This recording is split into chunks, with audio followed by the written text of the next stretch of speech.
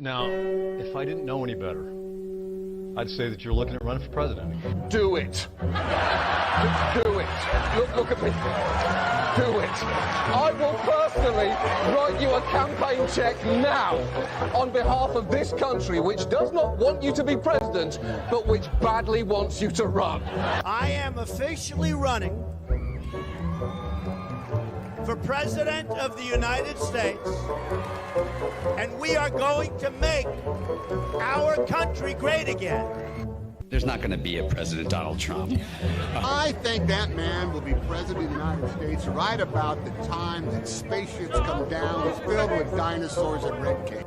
Donald Trump has been saying that he will run for president as a Republican, which is surprising since I just assumed he was running as a joke. Donald Trump will not become president. I continue to believe Mr. Trump will not be president. Donald Trump will never, ever be president. Moderator, but apparently believes that Donald Trump is a clown. President Obama will go down as perhaps the worst president in the history of the United States! Exclamation point at real Donald Trump. Well, at real Donald Trump, at least I will go down as a president. You're never going to be president of the United States by insulting your way to. Let's see, I'm at 42 and you're at 20. We have a key race alert right now. Donald Trump now has reached the number of delegates needed to clinch the Republican presidential nomination. So right now, Mr. Trump, to answer your call for political honesty, I just want to say you're not going to be president, all right? It's been fun. It's been great. I love you. But come on, buddy. Donald Trump, while we project, will win in Kentucky with its 8 electoral votes, in Indiana with its 11 electoral votes, West Virginia, Florida, Tennessee, Mississippi, South Carolina, Alabama, Kansas with its 6 electoral votes, Nebraska with its 5 electoral votes, and Wyoming with its 3 electoral votes, North Dakota with its 3 electoral votes, and South Dakota, Texas, Arkansas, Louisiana, the state of Montana, Missouri, Ohio, Idaho, North Carolina. I, Donald John Trump, do solemnly swear. Do solemnly swear.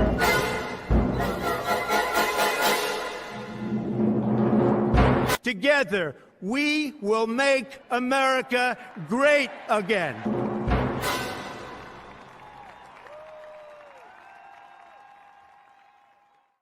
Hello, everyone. Welcome to CobraCast 199. Holy shit, we got a lot to talk about. I've been trying to catch up with all the freaking news going on. I've been trying to keep up. Obviously, the Texas versus Joe Biden situation. Donald Trump now ordered to pay $83 million to some crazy old hag. And I've got a few people really mad at me about my TimCast video the other day, even though I clearly said Tim is very smart. Tim is good at what he does. And they're still really mad. So I figure we may go through some of the comments there. Going to be a lot of fun to check all of that out. But yeah, man, chaos is happening. We had a great Friday Night Tights. We had a great Geeks and Gamers Daily, and we are getting close to MegaCon. Let's freaking go. So yes, I'm excited. I hope you're excited. I love seeing all of you here in the chat. The 199 representing low audio. Really? Fuck me. Hello. Test. Is that better? Fucking stream or OBS is always messing up on the audio for me. But there you go right now. Okay, is that better, chat? Is that better? Smash the melee button if you don't mind. That is a simple request from a simple man. But I better audio. Okay, better audio. Doug B, the mad lad known as Doug B, has already dropped a proper 199 over on Rumble. You mad lad, Doug. And he just says 199 over and over and over and over and over and over and over and over and over and over and over and over again. And we're okay with that. Dougie B, I know you'll be at MegaCon, bro. It's going to be awesome. I cannot wait. So we're looking forward to it. It's going to be great. I am looking so much forward to hanging out with all of you. We've got all the details over on geeksandgamers.com. So if you have not, make sure you go over there, check out all the details. We've got a Google Doc for, is Rumble messing up right now? Jesus Christ, Rumble. Yes, Rumble is definitely lagging. I'm seeing it on my end right now. Rumble always having issues for me. I don't know why. I don't know if it's something to do with Restream or not. I don't know if this is a common issue for other creators, but it looks like we're having issues over on Rumble. We are also live on Kick. Are we having issues on Kick, or is everything looking good over there? Let me know in the chat. But sorry for the Rumble audience. Kevin has already dropped 20 gifted memberships. Let's go. Memberships flying, yellow flashes here in the chat, and there's a lot of enthusiasm. Obviously, we had a record stream yesterday. Not the biggest stream we've ever had on this channel, but it is the second biggest stream we've ever had on this channel. We had 9,000 people watching, over 9,000 here on YouTube, and we had over 600 on Rumble, which is a record for Rumble. So we're breaking records all over the place. The biggest stream I've ever had on this channel is 27,000 live concurrent viewers. And it'll be a long time before we, get to those numbers again. But we've had a hell of a few days. I actually made a video finally for this channel, and it got like 150,000 views. So yeah, man, I'm back in the rhythm of just trying to really build all of this back up and get back into the algorithm about keeping these live streams going. Thank you guys for being so supportive on all of these live streams. It really is an honor and a privilege to be here and to hang out with all of you. We got business to get to, though. We got business to get to, and I see all of you, and I appreciate all of you. Vince McMahon did resign. I'm going to talk about that. We're going to talk about Vince McMahon retiring, stepping down, or resigning from the WWE. Actually, since that's a big news topic right now, that's actually like, this just happened. Vince McMahon steps down. Let me pull up the article. And what's crazy about this is that they're already starting their bullshit tactics. They're already starting their tactics. Because look at this, and I tweeted this out earlier. Check this out right here. Desktop view. Look at this from the New York Post. Vince McMahon's sex trafficking accuser met WWE boss in luxury condo managed by Donald Trump. Oh my goodness. They always have to tie it back to the Orange Man every single time. It's always about Donald Trump. That's what they always do. They always have to do that. They cannot just leave Trump out of it. They always, Donald Trump actually did a business deal here one time, or Donald Trump knew someone that went to a football game and shook hands with a person that had a business deal with Donald Trump 15 years ago. Fucking ridiculous, dude. So sick and tired of this nonsense. So again, it always ties back to Orange Man bad every single time. But here we have Vince McMahon resigns from TKO. So Vince McMahon, who it's probably because I have this dark theme on, so it's going to mess with some of the graphics on here. Vince McMahon, who co-founded the modern WWE in 1982, has resigned from his role as TKO executive chairman from his position on the TKO board of directors. He said in a statement provided to ESPN on Friday night. McMahon, 78, leaves the publicly traded company, which is also the parent group of UFC, following a lawsuit filed Thursday that accuses him of sexual misconduct. In the lawsuit, Janelle Grant, who worked for WWE legal and talent departments, alleged that McMahon forced her into a sexual relationship in order for her to obtain and keep her job, and passed around pornographic pictures and videos to other men, including other employees. The lawsuit, which was filed by the U.S. District Court in Connecticut, where WWE headquarters, also named WWE, and John Laurinaitis, the company's former head of talent relations and general manager, as defendants. Now, I've talked about this a little bit. I'm a longtime wrestling fan. I'm very much aware of Vince McMahon. Vince McMahon is a not. I'm not going to sit here and defend the man Vince McMahon. Do I believe Vince McMahon probably did the acts that are discussed in this lawsuit? More than likely, I would. If I was a betting man, I would say that it's more likely than not that he did. Do I think that he did it against the will of the woman? That is a whole different discussion. A whole different discussion. And I have no idea. You don't have any idea. What we do know is that we have seen a string of powerful men being targeted by these accusations over and over and over again. We're seeing it consistently. And when you see a headline like this, it starts to tell you everything you need to know about what is going on here. There's no reason to tie Donald Trump to this. There's absolutely no reason to tie Donald Trump to this other than the fact that you're willing to do anything you can do to take Orange Man down. That's really what this all comes down to, because if Vince McMahon was a massive donor to the Democratic Party and he was friends with Bill Clinton and Big Mike, I don't think you're going to be hearing about this at all. And I think each one of you understand that. And that's the problem, is that you can't really tell what's true and what's not true in today's current climate. That's the problem. And that's what so many people are sick of. And we're going to be talking about what's going on with Donald Trump. But, oh my God, Doug B. over on Rumble dropped how many, Eric? How many did he just drop on Kick? 100 gifted memberships on Rumble. Doug B199 just dropped 100 gifted memberships on Rumble.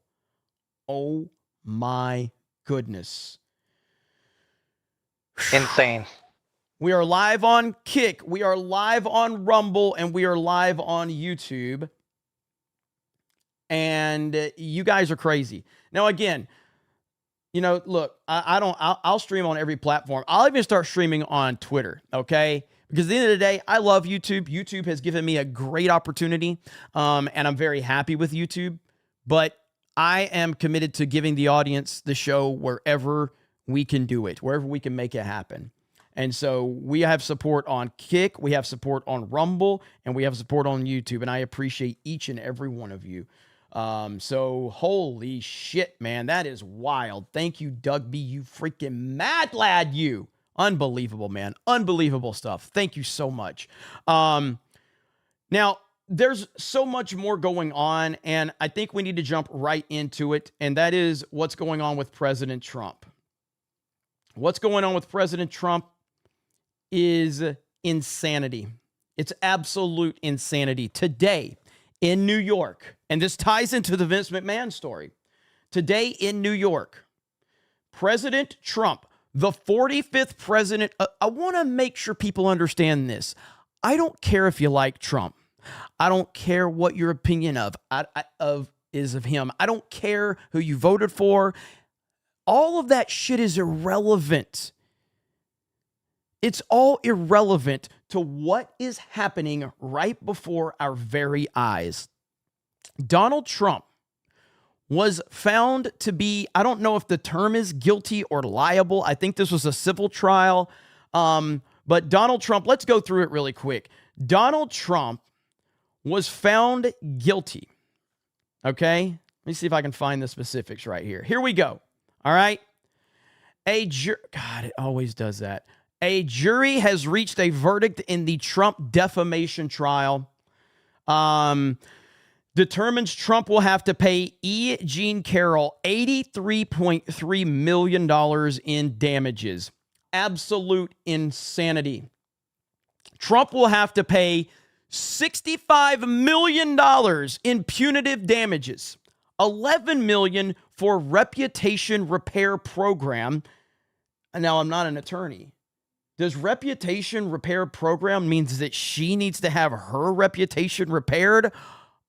confirm that for me, chat, before I go all in on that. All right. And 7.3 million in other payments. Is 11 million in reputation repair programs? Is that for her?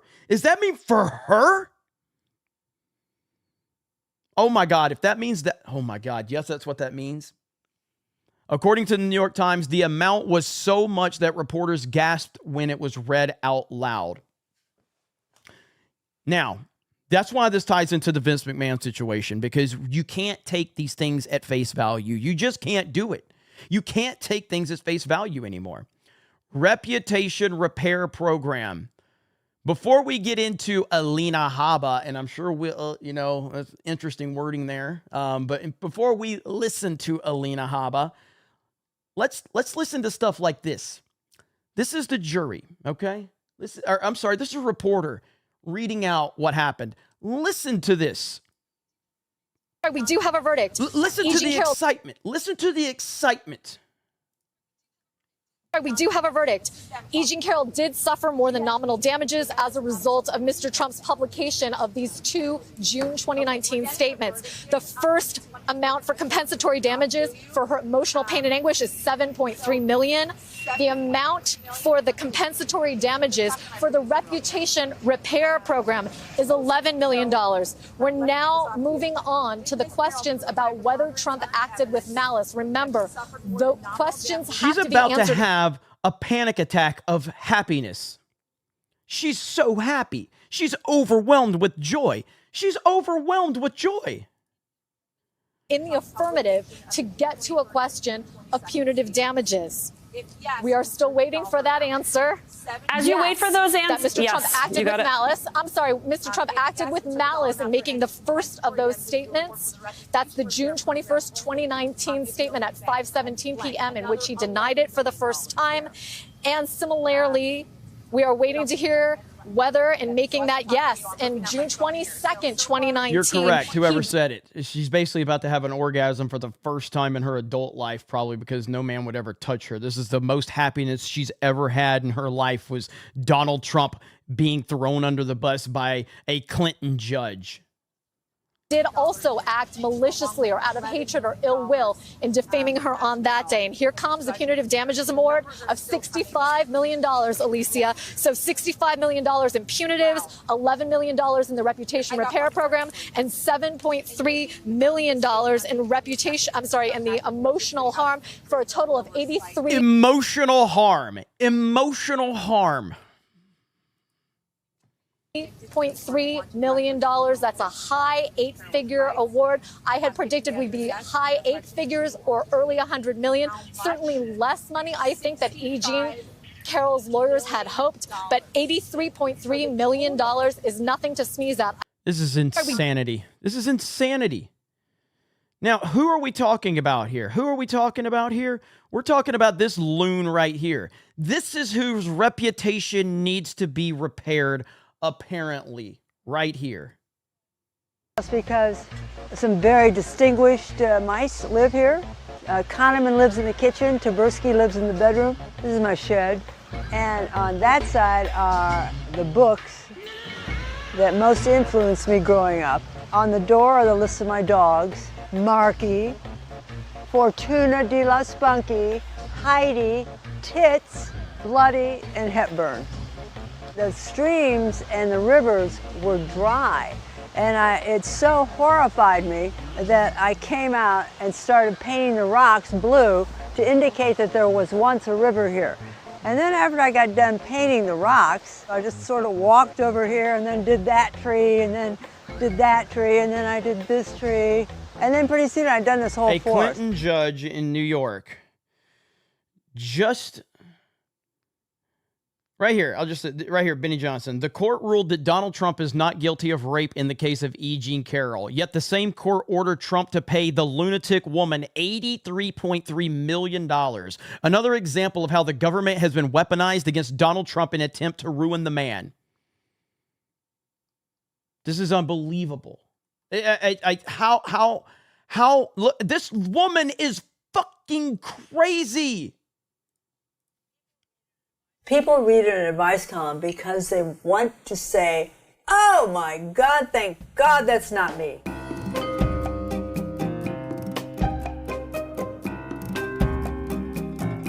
Again, I don't care if you like Trump. I don't care what your opinion on him is, although I know like 98% of you love Donald Trump. And I see you, Hayden. I see you, Brock. I see you, Dom. Thank you guys so much for showing up in the chat and showing some love. Best chat on the internet, and it ain't even close. I will get to all of your donations. I appreciate it. But this is very serious stuff right here. And again, I do think that ultimately it's going to be a net positive for Donald Trump. But my God, man, how they are trying everything they can do to break this man. They're doing everything in their power to break this man. Everything. This loon was just reward. Now, again, we'll get it to the point of like, wait until you hear Alina Habba. Habba. Oh my goodness. Wait until you hear what she has to say. And this chat's going to go absolutely ballistic when Alina Habba shows up on screen. Whew.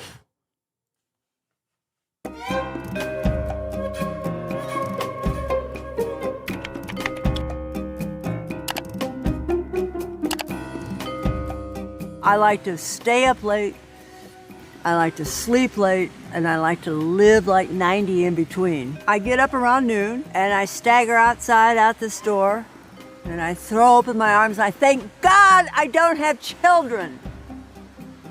Then I go back in, stagger into my office, and start reading a stack of Ask Eugene letters.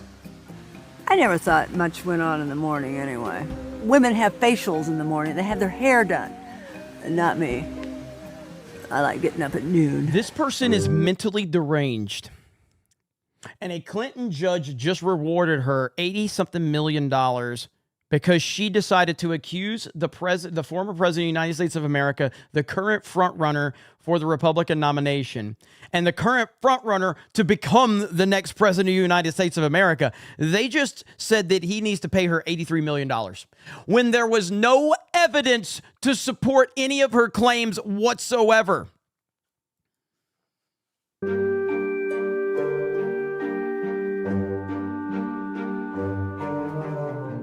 My personal life is fascinating. I started writing at about the age of 6.5, fed with a daily diet of Ann Landers and Dear Abby. I wanted to be Ann and Abby.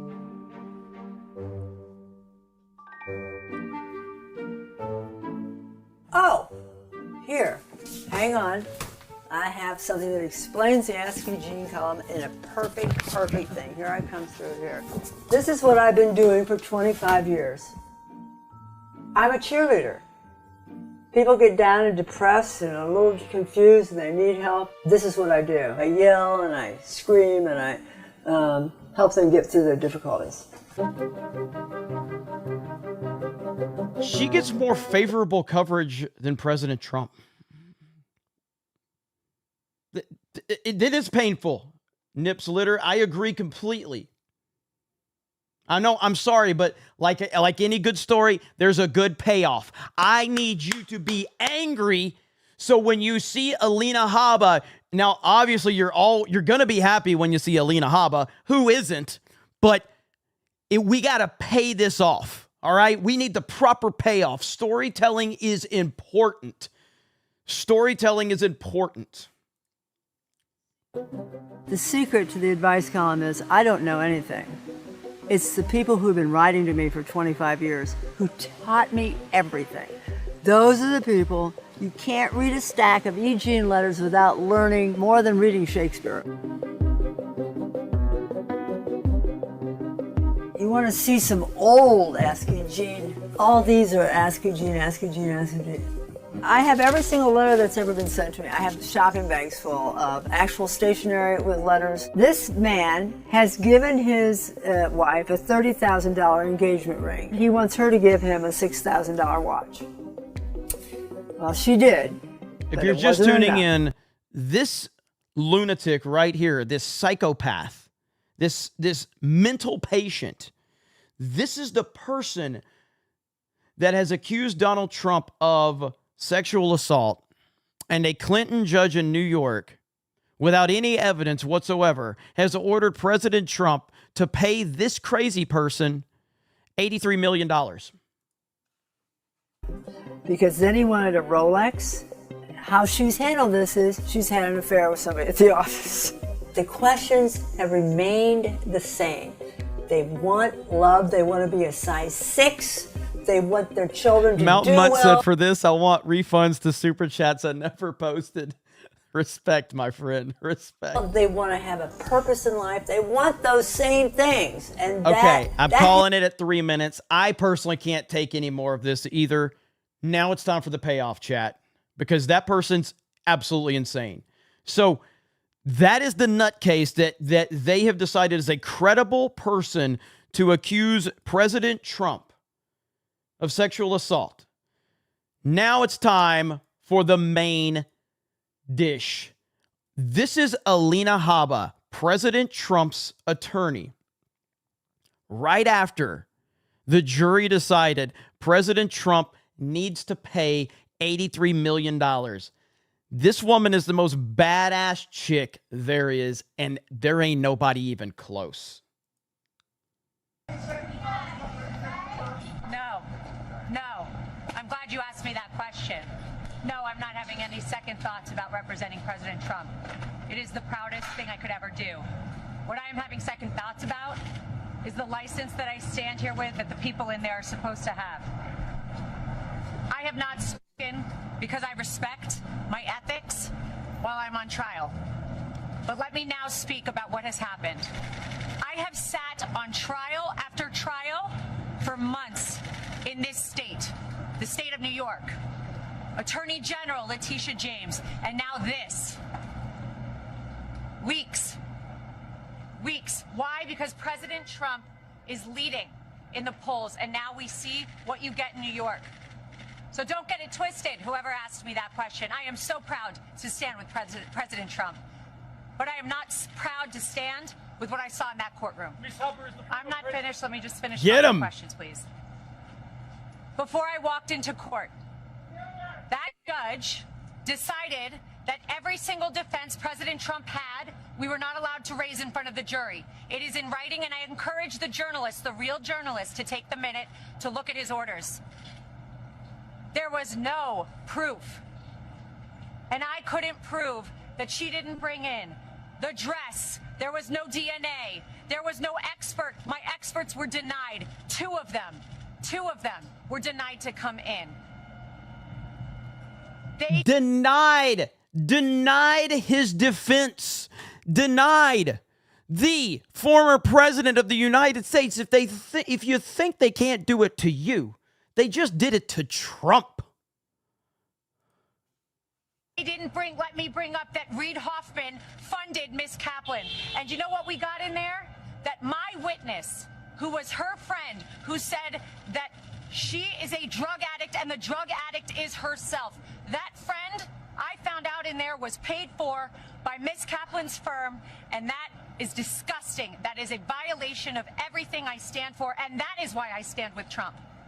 And that is why so many Americans are so proud that he is running again and so excited to run to the ballot box. But don't get it twisted. We are seeing a violation of our justice system. Ladies and gentlemen, you are not allowed to be stripped of every defense that you have.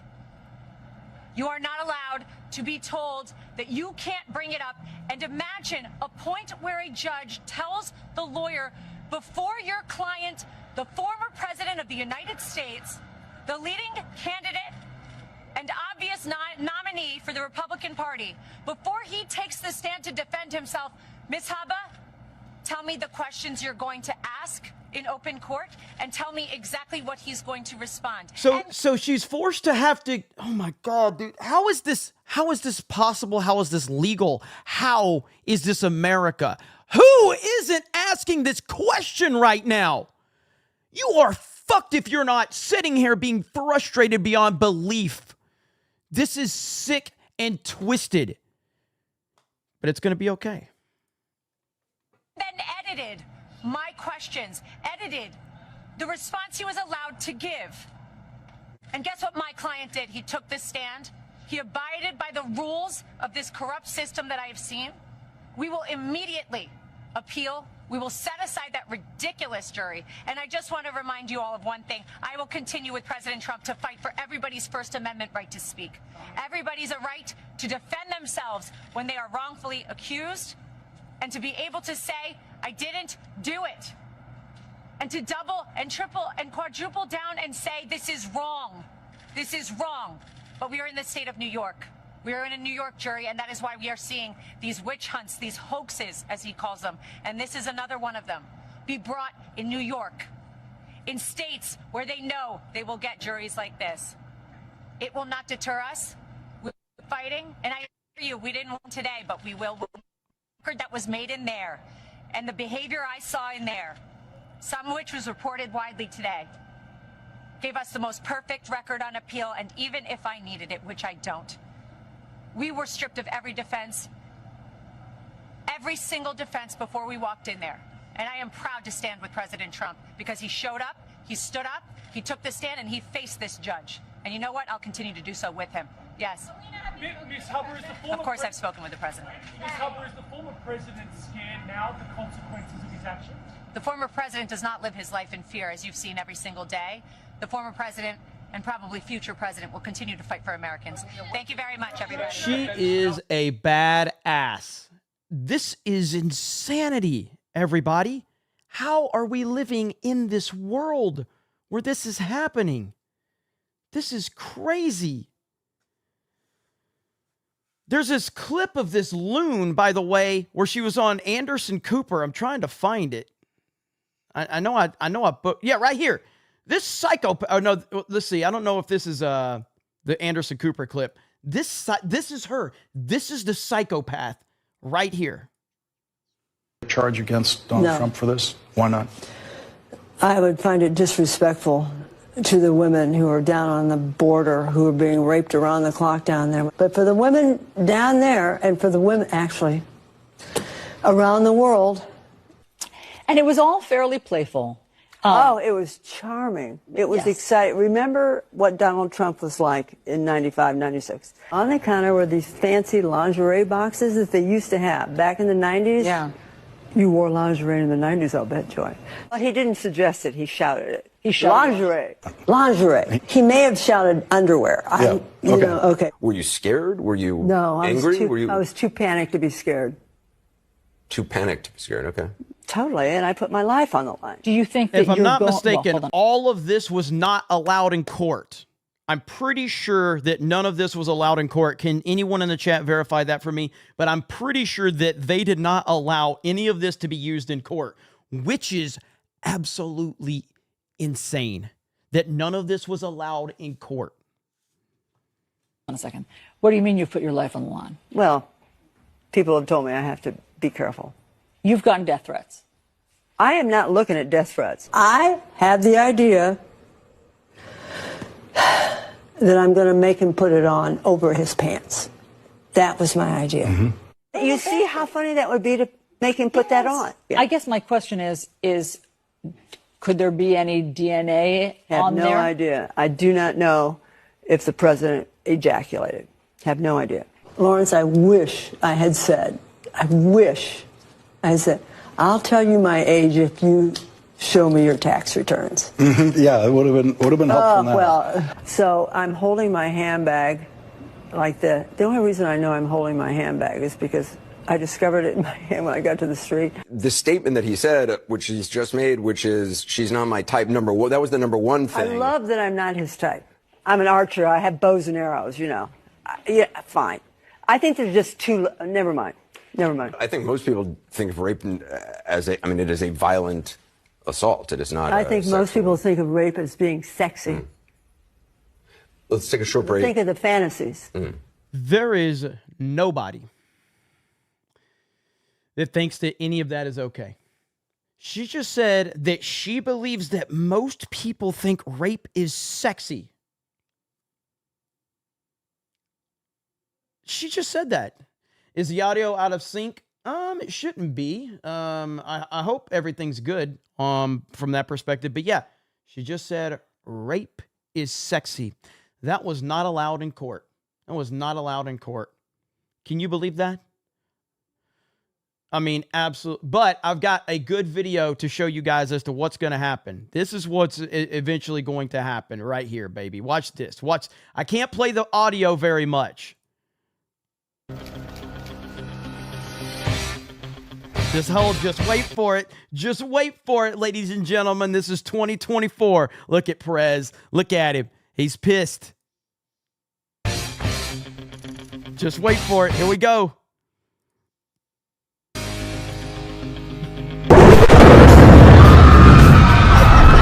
Yes. The boss. Let's go, Trump. Redemption tour. Audio is not in sync? Really? That's so weird. So my audio is not in sync? Test. Just let me know. It looks like it's okay from my perspective, but let me know if you're having audio issues. I see.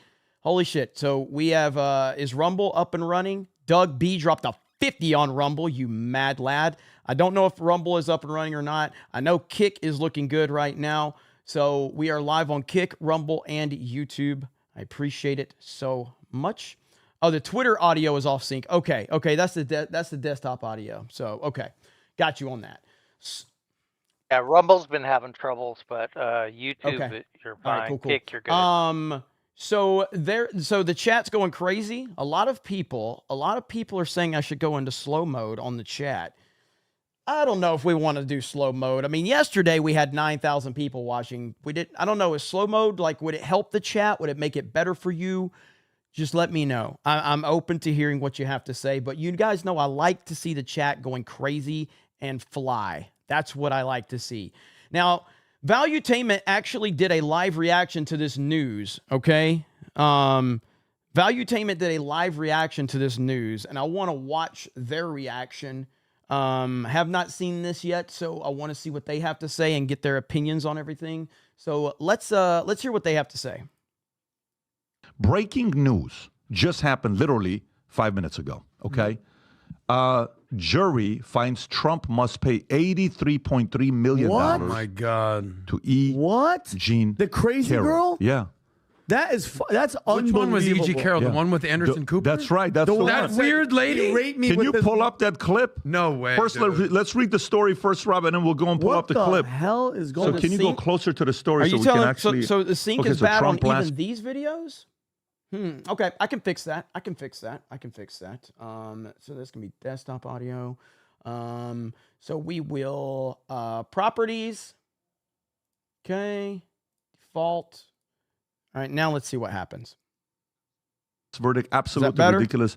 President Trump on Friday blasted the verdict reached by a jury ordering him to pay her $83.3 million in defamation damages and said he would appeal the decision. Trump posted this on Truth Social.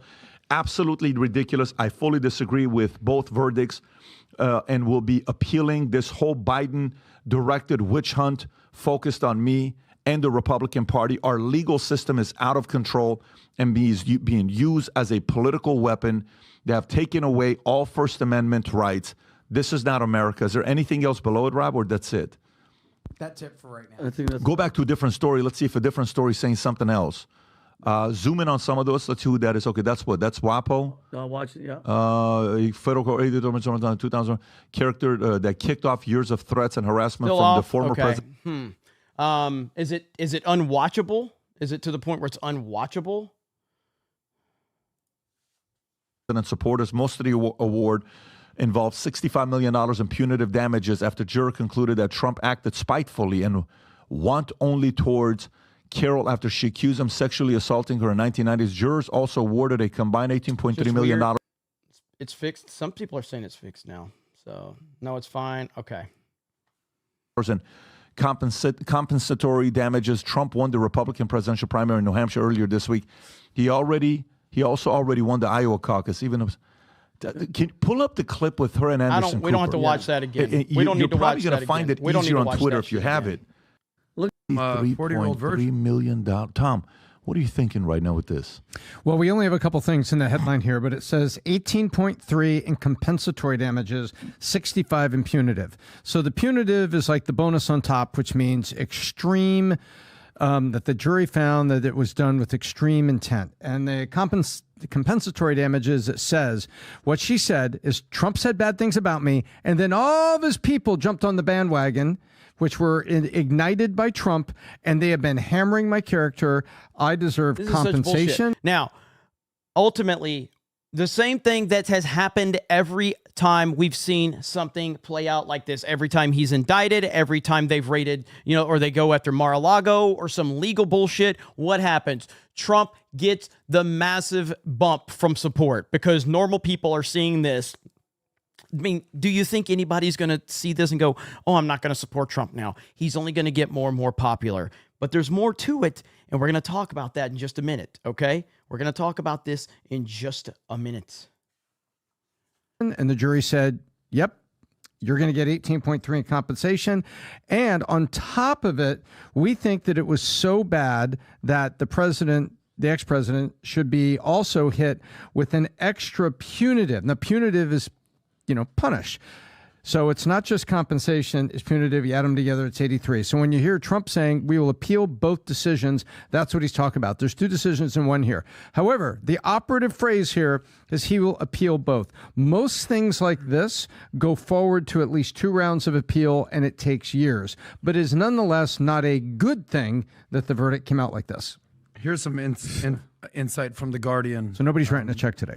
I think there's a 0% chance that Trump actually has to pay anything. Obviously, they're going to appeal it. I don't know the legal ins and outs of all of that. But what I do know is guess who jumped on the bandwagon of all of this? Guess who jumped on the bandwagon? Right here. Let me go to my replies.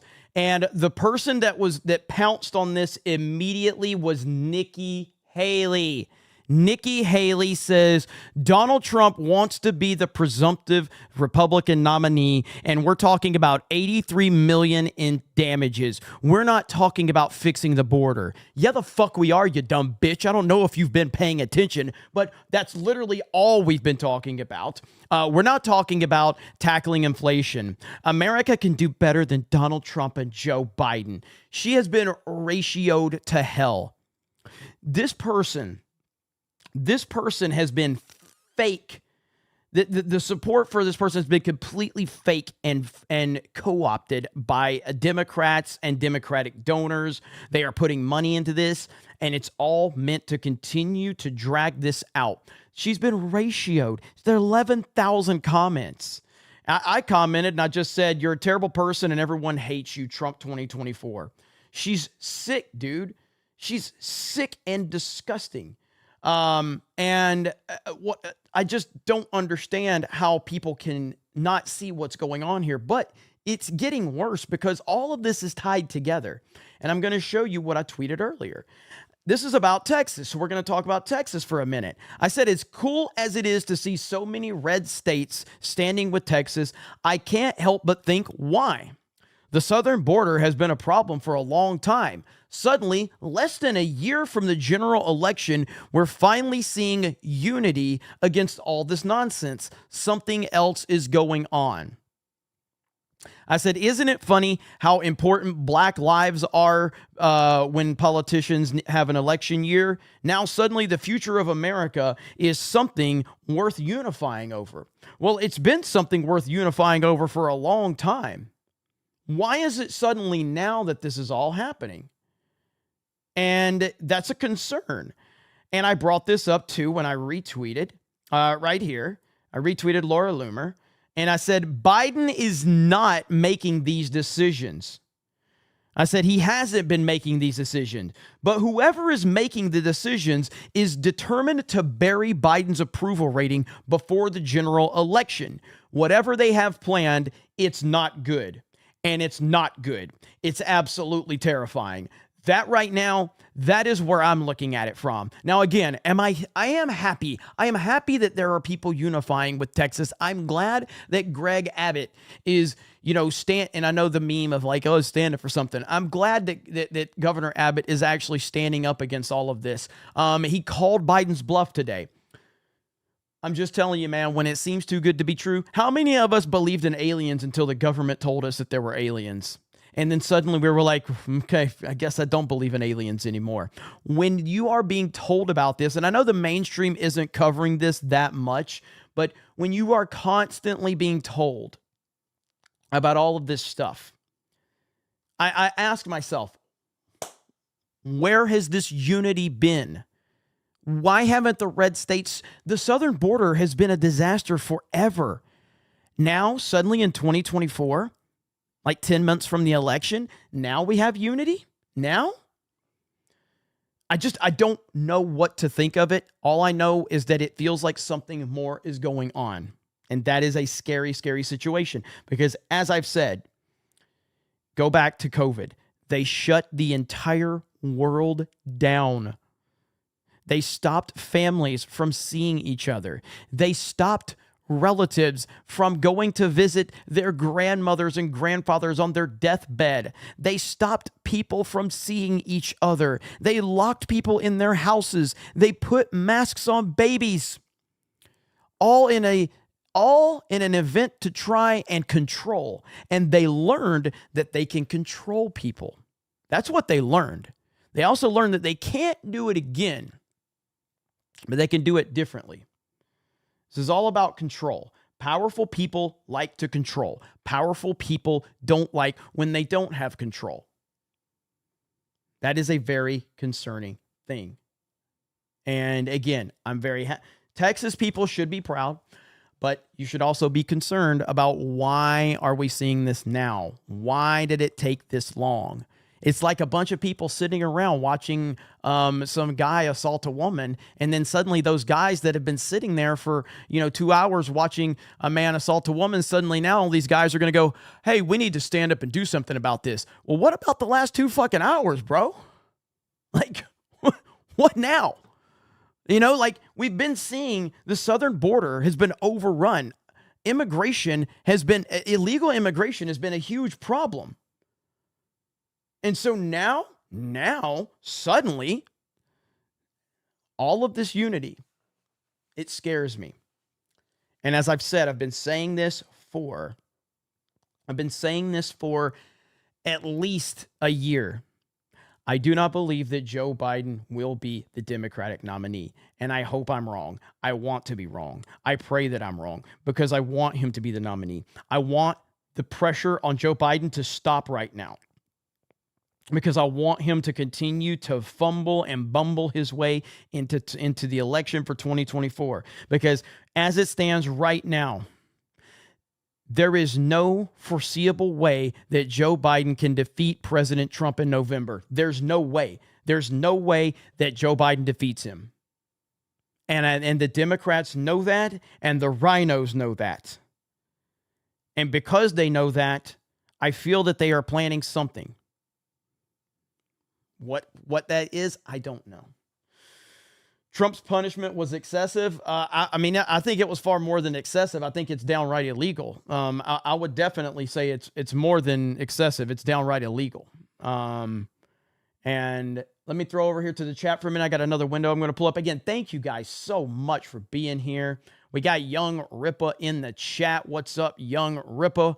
3,500 people here. Smash the melee button if you don't mind. That's a simple request from a simple man. Over 1,000 likes, 71 new members.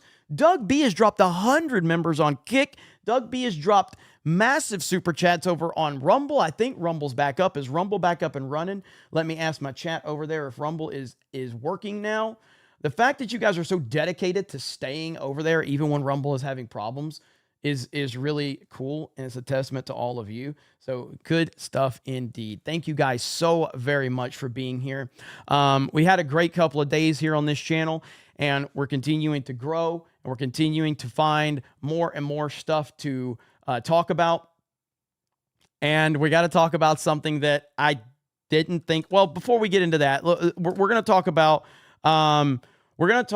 Tucker Carlson, and he had an interview with Greg Abbott. And this was earlier in the day. This was about 8 hours ago. All right. I saw that Vince resigned. We talked about that a little bit earlier in the day. But Tucker Carlson had a conversation with Greg Abbott. And I want to hear what Greg Abbott has to say really quick. So we're going to hear this, and then we're going to talk a little more about it. This Texas situation, though, it's just getting started. So, of course, Twitter video is acting up on me. Come on, Twitter video. Work for me. Here we go. United States ruled that the Biden administration is legally allowed to open the border by force to cut down razor wire along the Rio Grande sector of the U.S.-Mexico border in Texas. The usual suspects voted for this: Sonia Sotomayor, Elena Kagan, Ketanji Brown Jackson, but they were joined by so-called conservative justices John Roberts and Amy Coney Barrett. So in response to this ruling, which shocked many, the governor of Texas, Greg Abbott, drafted a letter, not simply to the administration, but to the world. And here's part of what it says. Under President Biden's lawless border policies, more than 6 million illegal immigrants have crossed our southern border in just 3 years. That is more than the population of 33 different states in this country. This illegal refusal to protect... Out of sync. I think I can fix it. So, all right, we're going to try one more thing, okay? We're going to try one more thing, all right? I think I can fix it. How bad out of sync is it? I guess would be the question. Is what I need to know. How bad out of sync is it? Let's see here. Properties. And boom. Okay. Sure, a few seconds. Out of sync. So is it like a few seconds behind? Yeah.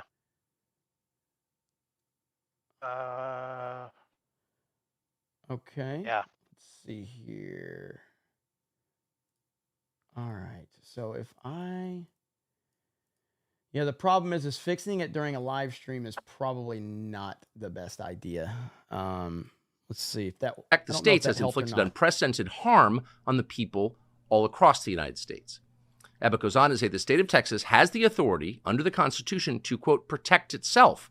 That authority is the supreme law of the land, and it supersedes any federal statutes to the contrary.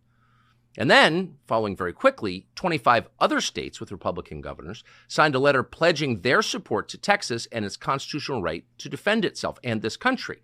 Those states include Ohio, Florida, Utah, Nevada, and many others. And then the Biden administration responded. The administration threatened these states, and particularly Texas, with a, quote, 24-hour deadline to allow Border Patrol to reopen the border and to take down the barbed wire. Clearly a collision course. What happens next? We're thankful to be joined now by Governor Greg Abbott of Texas, who joins us by phone from India. Governor Abbott, thank you so much for joining us.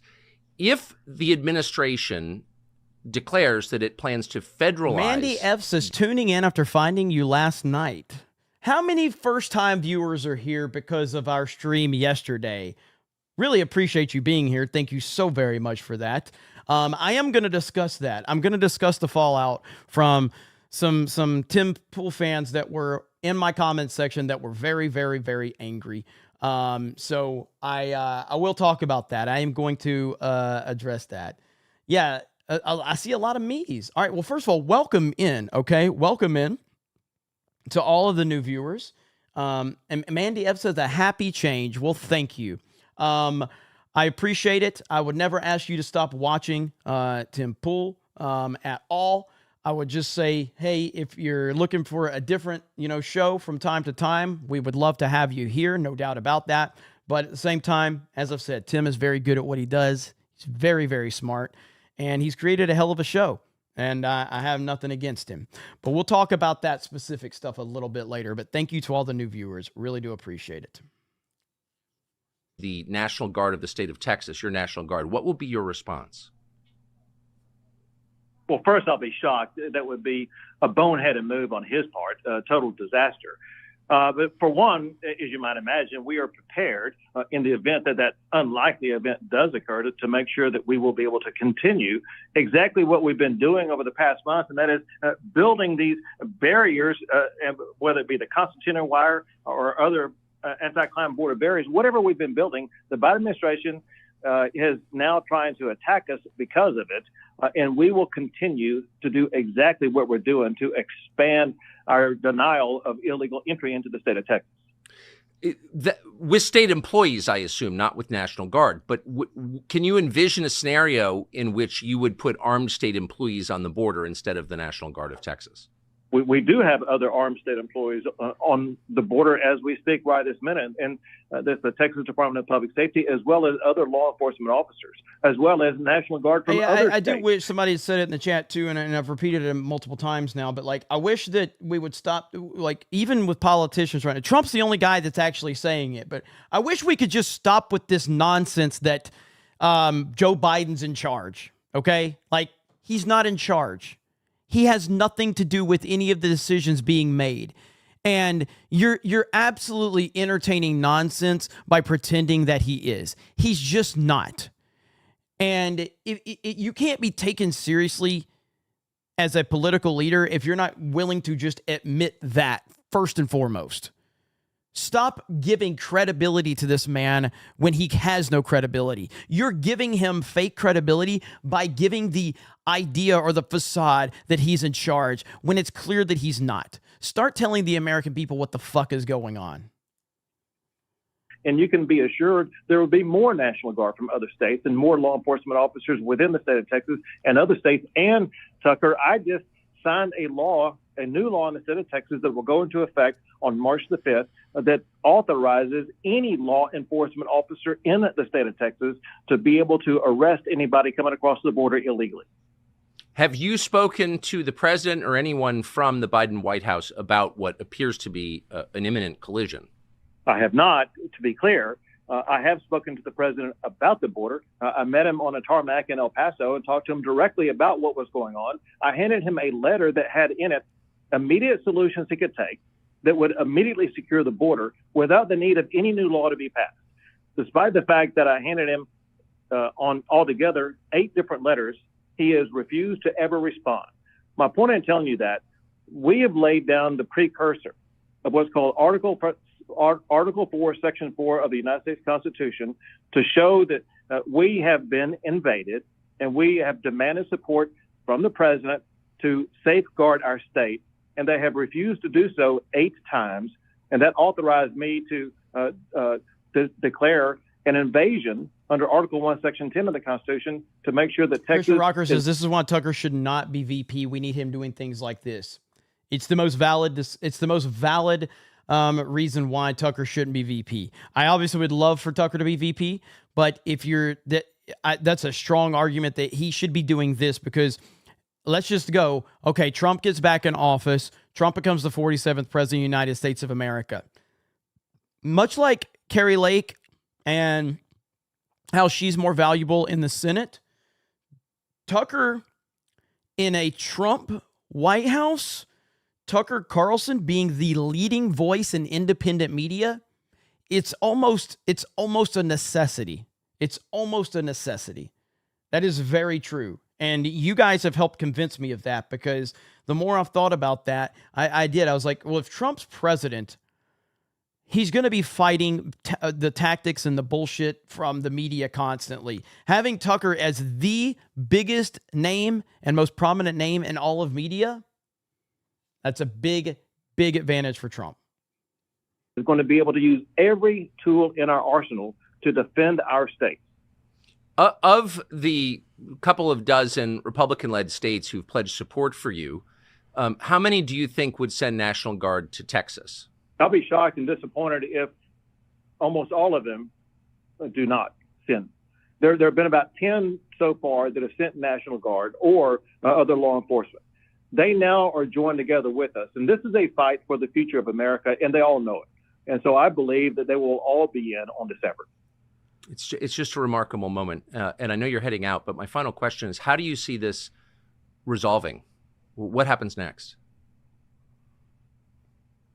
Well, Texas is going to continue to expand the border barriers that we are erecting, the razor wire that we're putting up, and to continue to gain control of more land over the coming months. I believe, however, that this will all come to an end on January the 20th of next year, because I believe a new president will be sworn in, a president who will actually enforce the immigration laws of the entire country, not just the Texas border, but New Mexico and Arizona and California and the Canadian border also. And we will have safe and secure borders once again, because we will have a president who actually will enforce the laws of the United States of America. I wish Tucker would have said, and who do you think that president's going to be? I really wish he would have asked him that. In the next year, are you concerned about any kind of conflict between state forces, whether state employees or National Guard, and federal forces? So, Tucker, all we can do is be as prepared as possible, deploy as many people as possible, do as much as possible to put up more border barriers and deny illegal entry. And our head is down. We're working hard, regardless of what the Biden administration is doing. Governor Greg Abbott of Texas joining us now from India. Thank you very much, Governor. So there you have it. Really interesting to hear from Greg Abbott. He kind of didn't, he was keeping it very kind of, he didn't say a lot. He sounded like he was trying to not say anything to rock the boat or anything like that. But at the end of, ultimately, we find out that, he's committed to standing against the Biden nonsense, the Biden White House nonsense. But again, I really wish that these guys would just stop saying that Joe Biden is the person that they can say the Biden White House, but stop giving Joe Biden credibility. Because while I will agree it's the Biden White House in name, Joe Biden himself is not making any decisions at all. None. So there we go. So Larry Elder was on TimCast tonight. That's awesome. And of course, Larry Elder, famously labeled as the black face of white supremacy once by one of those California news outlets over there. I like Larry Elder. I've always liked Larry Elder. He endorsed Trump very early on. And, Larry Elder's an awesome guy. So shout out to him. Hopefully it was a good show tonight. And big fan of Larry Elder. So, okay. I got to repeat it one more time, but we are live on Kick. All right. We're live on Kick. Doug B dropped 100 gifted memberships, which are called subscribers over there. He dropped 100 gifted memberships over there. You freaking mad lad, Doug. And we've got a lot of people here tonight. So first of all, like the video. If you have not, I saw someone said that I need to update all the new people on the 199. Okay. So let me update all of the new people. This is the 199. This is how it started. It's going to be great.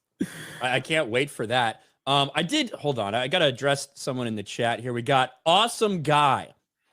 Awesome Guy. What's up, Awesome Guy? Celebration cringe. Are you retarded? Star Wars Celebration has been a thing since 199. 199? I don't know who the fuck you are. I just got this stream on my recommended for some reason. Stop being reactionaries. Well, Awesome Guy. I'm sure the chat's going to love you. But Awesome Guy, if you want Star Wars Celebration cringe, I am here. I'm here to give that to you. Don't fucking worry. 199. 199. Since 199. 199 the chat. All right. It's been around for almost 2,000 years, ladies and gentlemen. So that's it. It was just a meme. It was somebody that was mad at us. He started coming in our chat talking shit. So the audience took it and ran with it. And now it's just our thing. And it's just freaking awesome. So I really do appreciate all of you. All right. Hayden Wayne for $100. Says, hail the Snake Pit, hail the 199. Wish I was able to make it to MegaCon to hang out with everyone. Unfortunately, work. Have we gotten any updates on what's happening on the Texas border? But from what I got, feds have access to the park, but Texas Guard not letting illegals in. Yeah, I mean, today there was this 1 p.m. deadline from the Biden White House, and they were basically threatening Texas. And then that 1 p.m. deadline passed and nothing came of it. So I was on Friday Night Tight, so I didn't get a lot of the updates. I was planning on talking more about the Texas border tonight, but then the Trump trial happened and the verdict came down. So we're spending a lot more time talking about that because that is a massive problem right now. And I just cannot believe that we're dealing with that level of insanity. But yet here we are. Hayden Wayne for 50 says what they're doing to Trump isn't legal, but the DOJ who are supposed to come in and stop it are the ones who are running the whole thing. The Fed was the string that held the states together once. Today, it's the wall that keeps us in and down. Yeah, man. I mean, it's just unbelievable. And I'm so sick and tired of the corruption. But again, I believe without a shadow of a doubt that Donald Trump will be the president of the United States. He will win the general election. He will be sworn in January of 2025. And we're looking at a wild and crazy year, though. As I've said, it's not going to stop. The craziness will continue. 2024 is just getting started, all right? It's just getting started. So just strap in and just get ready for the ride, okay? Because it's going to get rocky, it's going to get crazy, and it's going to be a roller coaster of what we're going to experience. But Trump is there, and he's going to stand tall. He's already proven that he cannot be affected. He's not going to waver on any of this. And so it's just, that's where we are. Hayden says Trump should sue Carroll in another state that would side with him. She committed defamation by making false claims and being a retard. We can't beat them in lawfare on their home field. The non-cult also needs to see when they say insurrection, they mean it. They are accusing Trump and now Abbott of insurrection. And the average lefties believe it. We are in a 5th-gen civil war. We need lawfare if we are going to lawfare. They will not relent, so we can't. That's essentially where we're at with it. And I've seen the DeSantis bros on Twitter today. The DeSantis people have been coping hard today, and a lot of the bots have been out. As a matter of fact, I'll show you guys some of this really quickly. Give me just a second to pull this up, but this whole thing with like the DeSantis bros, man, they have been on one today. They have been on one today. Look at this right here. Like, just it's just like they got like an NPC download or something. It's weird. So here we go right here. It's pretty obvious that the Ron DeSantis influencer network is remaining active in the event Trump goes to prison or loses ballot access. And yeah, so they're all like saying the same thing. Like there's Gay Rubin who says, please listen to this and understand both history and current events as it relates to the states' rights and the border. And these are the same guys. They're all like, why was it he was the better nominee? He was the better nominee. This is the guy that gets it. This is the guy that we need. And it's like, dude, he was polling in the single digits. The single digits. Yet you're still trying to make a case that this guy, again, I'm from Florida. Ron DeSantis is a fantastic governor, okay? He had his chance, and he proved that he was a big fish in a small pond here in Florida. Because the moment he got into the water with President Trump, he was nothing more than an irrelevant small little fish. And that's exactly what we all knew would happen. That's it. That's it. And it's not surprising to anybody. There was another one I wanted to find really quick that I had bookmarked. Let me see if I can find it really quickly right here. There's Ben Shapiro at the border. Where did it go? By the way, Ben Shapiro's got like a rap song out. Have you guys seen this? Ben Shapiro has the #1 rap song in the country. I don't hate it. I don't love it. I can appreciate the self-awareness. Where's the video at? Here's the video. Ben Shapiro has the #1 rap song. Will Tom McDonald hit me if I play this? I don't know. Will Tom McDonald hit me for this? I know it's it's really #1 for Tom McDonald, but we'll I'm not going to play the whole thing, all right? I'm not going to play the whole thing. But the Ben he won't. All right, listen to this. Ooh, that's loud. Holy shit, that's loud. Okay.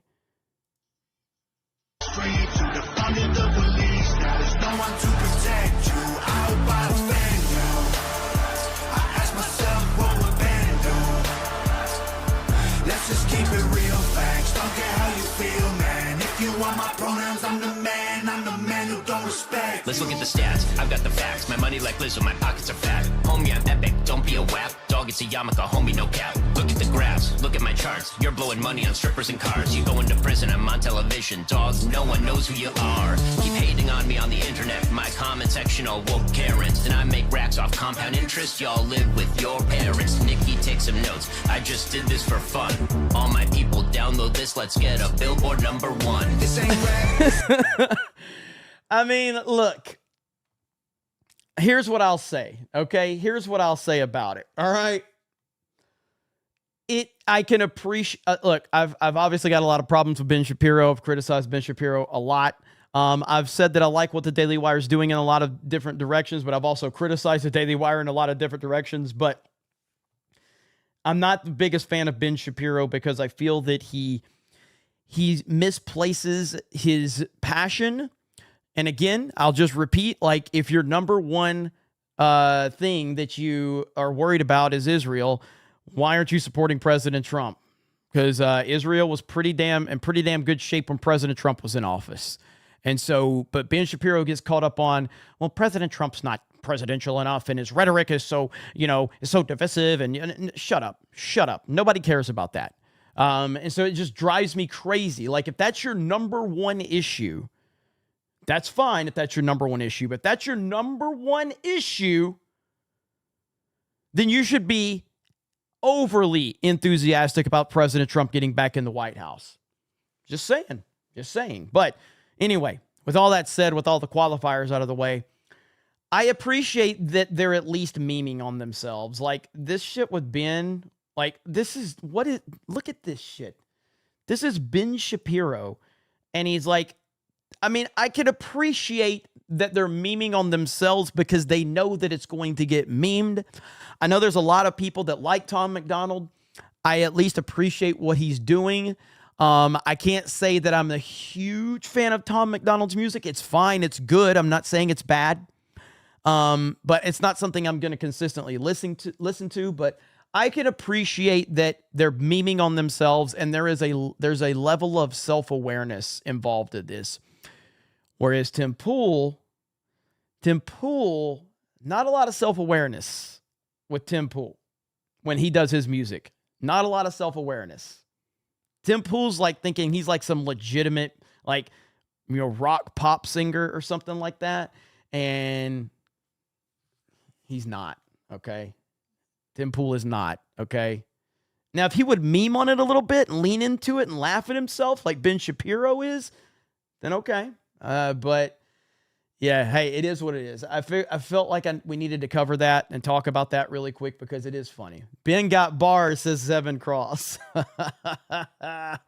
Ben got bars. Let's see. Zoomin Chin for 1999. Thank you for the 1999. Phoebe for 1999 says, while I think it could have moved faster, Governor Abbott has been putting pieces into place for years. Also, it was necessary to have a majority of Americans on the side to avoid getting crushed by the regime. That's a fair statement. And again, I don't want anyone to think that I'm trying to put like negative energy on what's going on in Texas, because I'm certainly not. I'm very, very excited to see what happens. It's just that, in an election year, I just look at all these things, all of these pieces coming together, and it just makes me wonder, like, why is this all happening right now? Is there something more going on? Because I will never believe that politicians, generally speaking, will ever come together for the good of the people. That's not how my mind works. When I see politicians coming together for anything, I believe it's for politicians or there's an ulterior motive involved. I don't ever believe it's for the good of the people or the good of the country. So again, that's just how my mind works with it. If you look back on 9/11 and you look at how the country was more unified than it ever had been, we were unified beyond belief. And what did our politicians do with that unity? They took that opportunity to start endless war, so they could give Halliburton no bid contracts. That's what happened with all of that unity, with all Americans coming together and, you know, hand in hand to say we're gonna fight against this. All our politicians did was create endless war out of it, just so they could get their no-bid Halliburton contracts. Halliburton go over there. And then you had George W. Bush with his entire administration had ties to oil and everything like that. Patriot Act, exactly. We got the Patriot Act out of that. So yeah, I just don't believe politicians are ever coming together for the good of the people. Doug B for 50 on Rumble. By getting that psycho off the screen, you have redeemed yourself. I'm no longer seeking a refund on Kick. Well, Doug B has confirmed without a shadow of a doubt that we will always be streaming to Kick, Rumble, and YouTube moving forward. Now, from what everyone tells me, Kick actually looks better than any other, like the quality on Kick is better than YouTube or Rumble, shockingly enough. That's what I hear. So, I mean, that's a good thing. That's a good thing for the Kick platform. Parker gifted a D-Day Cobra membership. Thank you. Jealous D-Day Cobra membership. Thank you. Replicate Patriot, a D-Day Cobra membership. Brock with 20 gifted memberships. And I saw Brock dropped another 20. And then Dom H dropped a 20. Again, something happens with the Snake Pit. When they see a big audience here, they love to throw gifted memberships out there. They love it. They love it. So I appreciate you guys for being so supportive of this chat. We have the best chat on the internet. Let's see. Where did it go? Liberty Prime 199 says Dems plan to make the 18 million plus illegals into citizens. Dems vote to swing the election. Texas hold the line. Absolutely. That's exactly what they plan on doing. There's no doubt about that. I mean, that's what they've been doing for a long time. So that's why Texas does. And hopefully it's all for good reasons, but I'm not going to stop being skeptical of politicians. It's never going to happen. Lord Pterrodax gifted 5 D-Day Cobra memberships. Thank you so much. Really quick, I want to talk about this. And Kevin just dropped 20 gifted memberships. Holy crap. Okay, we gotta talk about this. All right. I don't know how much time I'll spend on it. We'll see what the people want. But this is my video from yesterday. Okay. So this is my emergency CobraCast from yesterday. It has 113,000 views. We hit 9.2 concurrent viewers. And it was all in response because TimCast took his stream down yesterday. TimCast IRL took his stream down yesterday. I didn't know what was going on. All right, I had no idea what was going on. I was not planning on streaming last night.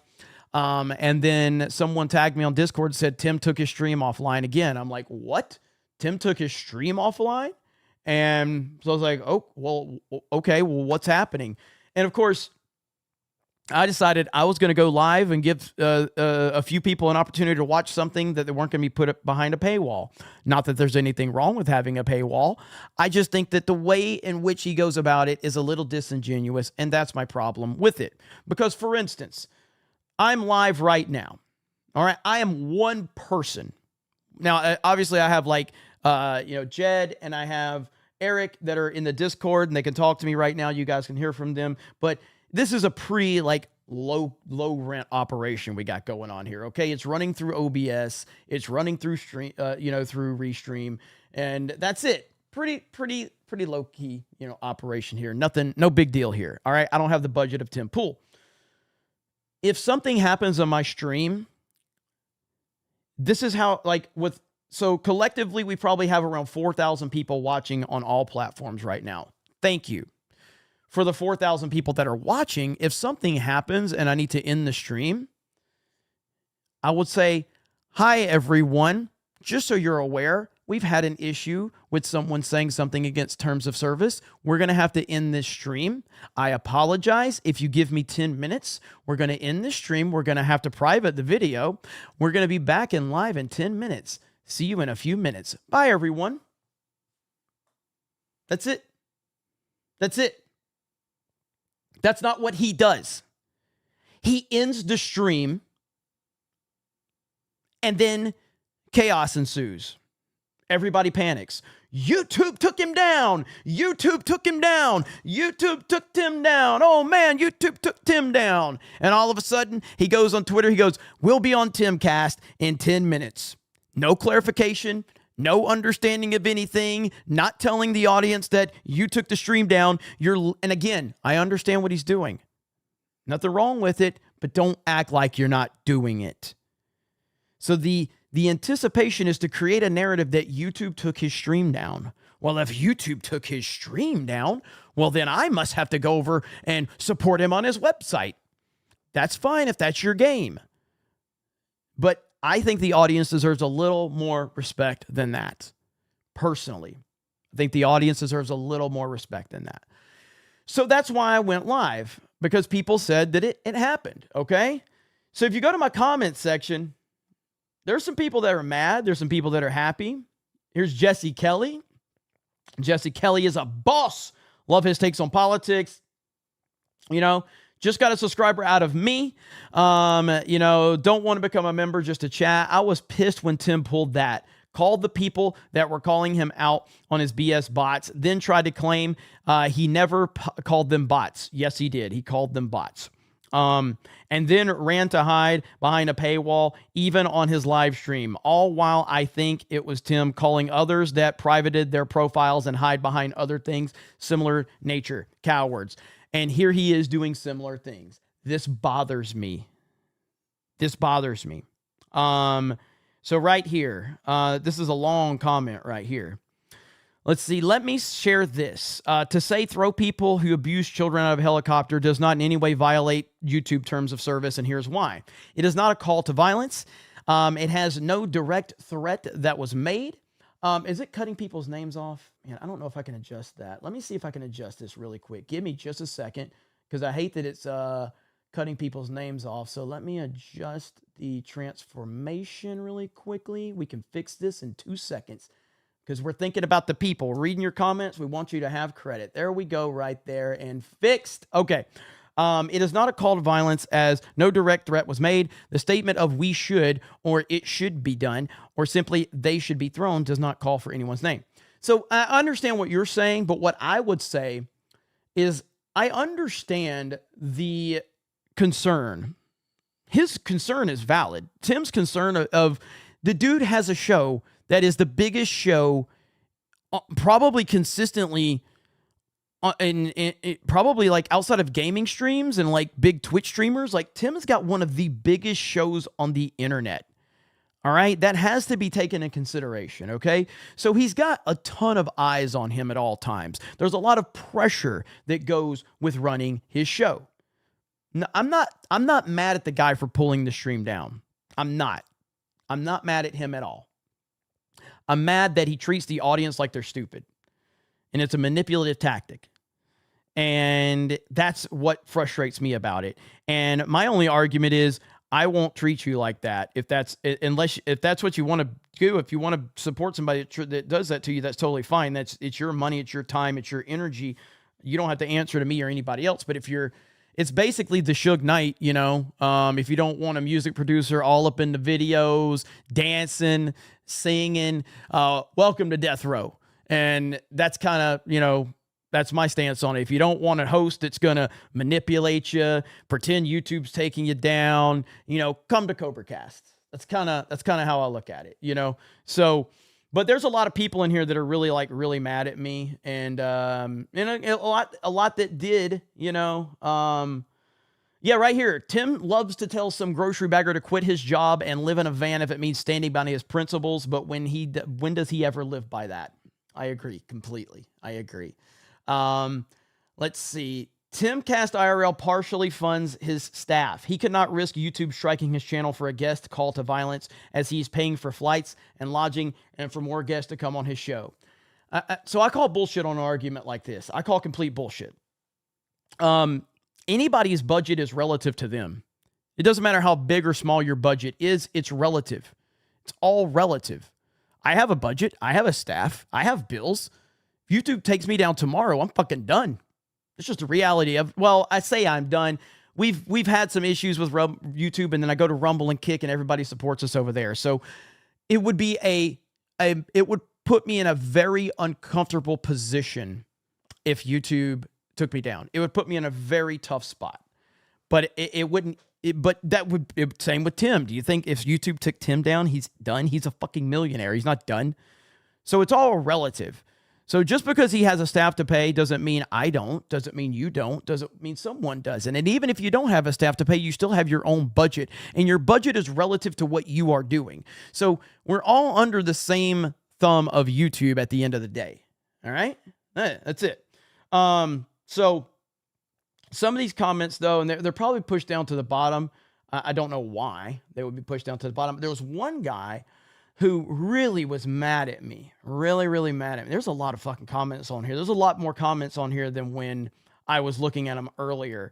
But I can't find it now. So, but I just wanted to give proper... Oh, you and Tim should do a show together to hash it out.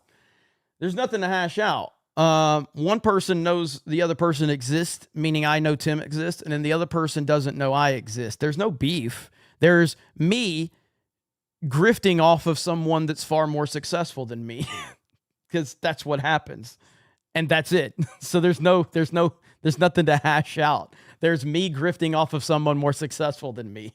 That's literally all it is. So, so there's no beef. I think calling mine and Tim's beef would be disrespectful to Tim Pool. It would be absolutely disrespectful to Tim Pool. Celluloid Dream was mad at me because I missed a couple of super chats. I'm sorry, Celluloid Dream. I apologize. But with that said, I think that there were some people in the comments too that were really confused about my stance on this whole thing. So it was mainly just I wanted to clarify some things too. It's just like, I'm okay if you watch Tim Pool. I'm not mad at you if you watch Tim Pool. I think Tim Pool has a great show. I think he's done a great job of building a great company, and he's a very smart guy. I just think his audience deserves a little more respect. At the end of the day, that's really my only beef with him. That's it. The audience just deserves a little more respect. That's really my only stance on it right there. And he will continue to be successful, and I will continue to have no problem with that. The Hidden B23, if you could keep my family in your thoughts and prayers, my wife has been in the ER with my 2-year-old daughter for almost 5 hours. We think she broke her arm and am proud to be part of it. Hail the Snake Pit and the Fellowship. The Hidden B_23, thoughts and prayers to you, brother. Sorry to hear that. Hope everything works out. Family's the most important thing. So we got your back here. So really, really sorry to hear that. Zeke the Y says, Jeremy, if Tim Pool invited me, would I go? No. I would invite Tim here. And I would have no problem having Tim here. Tim, you can come to my show, and I will grift super chats while me and you have a conversation. But no, I refuse to go on his show to operate under his rules and all that bullshit. No, I would. He's invited to my show. That would be my response. You're invited to my show, Tim. How about that?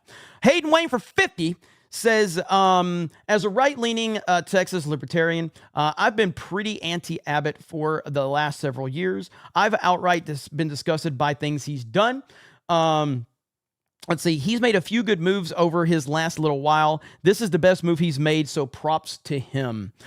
It is. We're going to have to see how it plays out. I mean, it's definitely a good move. It's a good move in a positive direction for sure. I don't think that there's any issue with like Abbott being behind anything per se, but I do kind of question like, okay, what exactly is the motive to all these other states getting involved? And that's my questions behind it. The unity aspect of it. That's what I am worried about. That's my concern. Let's see here. Lover of Green says, regarding tonight's Friday Night Tights, the only layoffs I'm happy to see is from the LA Times. These journalists are stuck in the Fauci cult and do not live in reality. Maybe they'll finally learn to code. And then also, why is Michelle Obama called Big Mike? Is it because she acts more like a man than her husband? God forbid she runs in 2024. Anyways, cheers to you, the mods, and the 199. Absolutely. Yeah, I mean, ultimately, why is Michelle Obama? Why is Michelle Obama called Big Mike?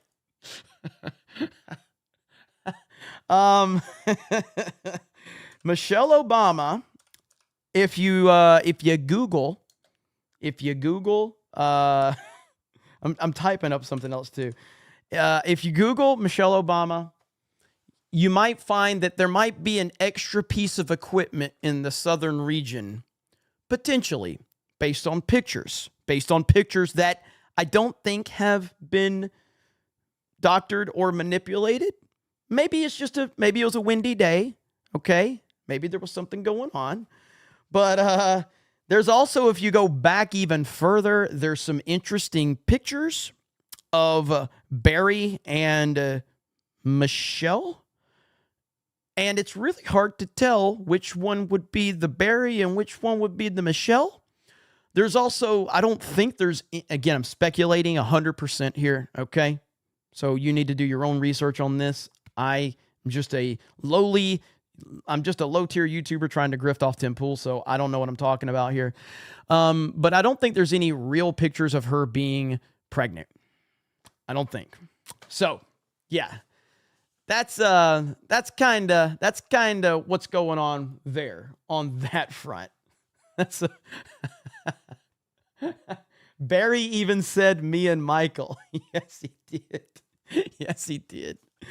Okay, I have one video we have to react to. We talked about this on Friday Night Tights. We were all talking over it though. So let's talk about Taylor Lorenz. Now, as you know, media is very important. Media has always been important, and it's also why things have gotten so corrupted, because the media has become completely untrustworthy for a long, long time. So in the past 5 years, we have seen, I'm sorry, I'd say the past, I would say since 2012, we have really started to see a decline in the media, whether that be the news media, the mainstream media, whether that be the entertainment media, whether that be video game media.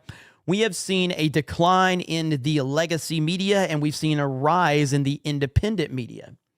And so with the rise of independent media, you've really started to see how insignificant the legacy media has become.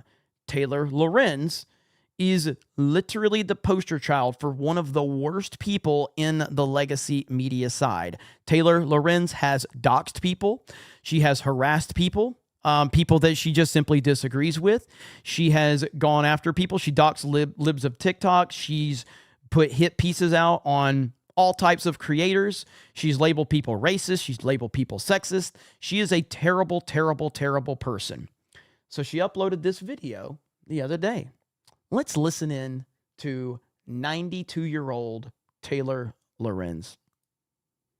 The entire journalism industry is basically in a free fall. Today, the Los Angeles Times laid off 115 employees. They wiped out their entire DC bureau in an election year. Yeah. They laid off. Do you know why? Because they're all terrible. All of these journalists are horrible. They're activists. They're not journalists anyway. They're activists. There's a reason that all of you are losing your jobs, because you're all terrible at what you do, and the people have lost complete faith in all of you. This is a massive win for common sense. Election year. They laid off pretty much all of their sports teams. They killed their entire tech and business section. They laid off breaking news writers, social media editors. The list goes on. But what's really dark is this is just the latest in months and months and months of layoffs in the media industry. In fact, tens of thousands of journalists have been laid off in the past year. Major media companies like BuzzFeed News have completely shuttered their news operations. BuzzFeed! Ladies and gentlemen, how will you survive without BuzzFeed? How will you survive without BuzzFeed? Oh my gosh, what are we going to do without BuzzFeed? Unbelievable. Time Magazine also just laid off a ton of people, and Sports Illustrated basically shut down. Sports Illustrated? You mean Sports Illustrated, where they were putting men on the cover for that were supposed to be a woman's magazine, a woman's swimsuit issue?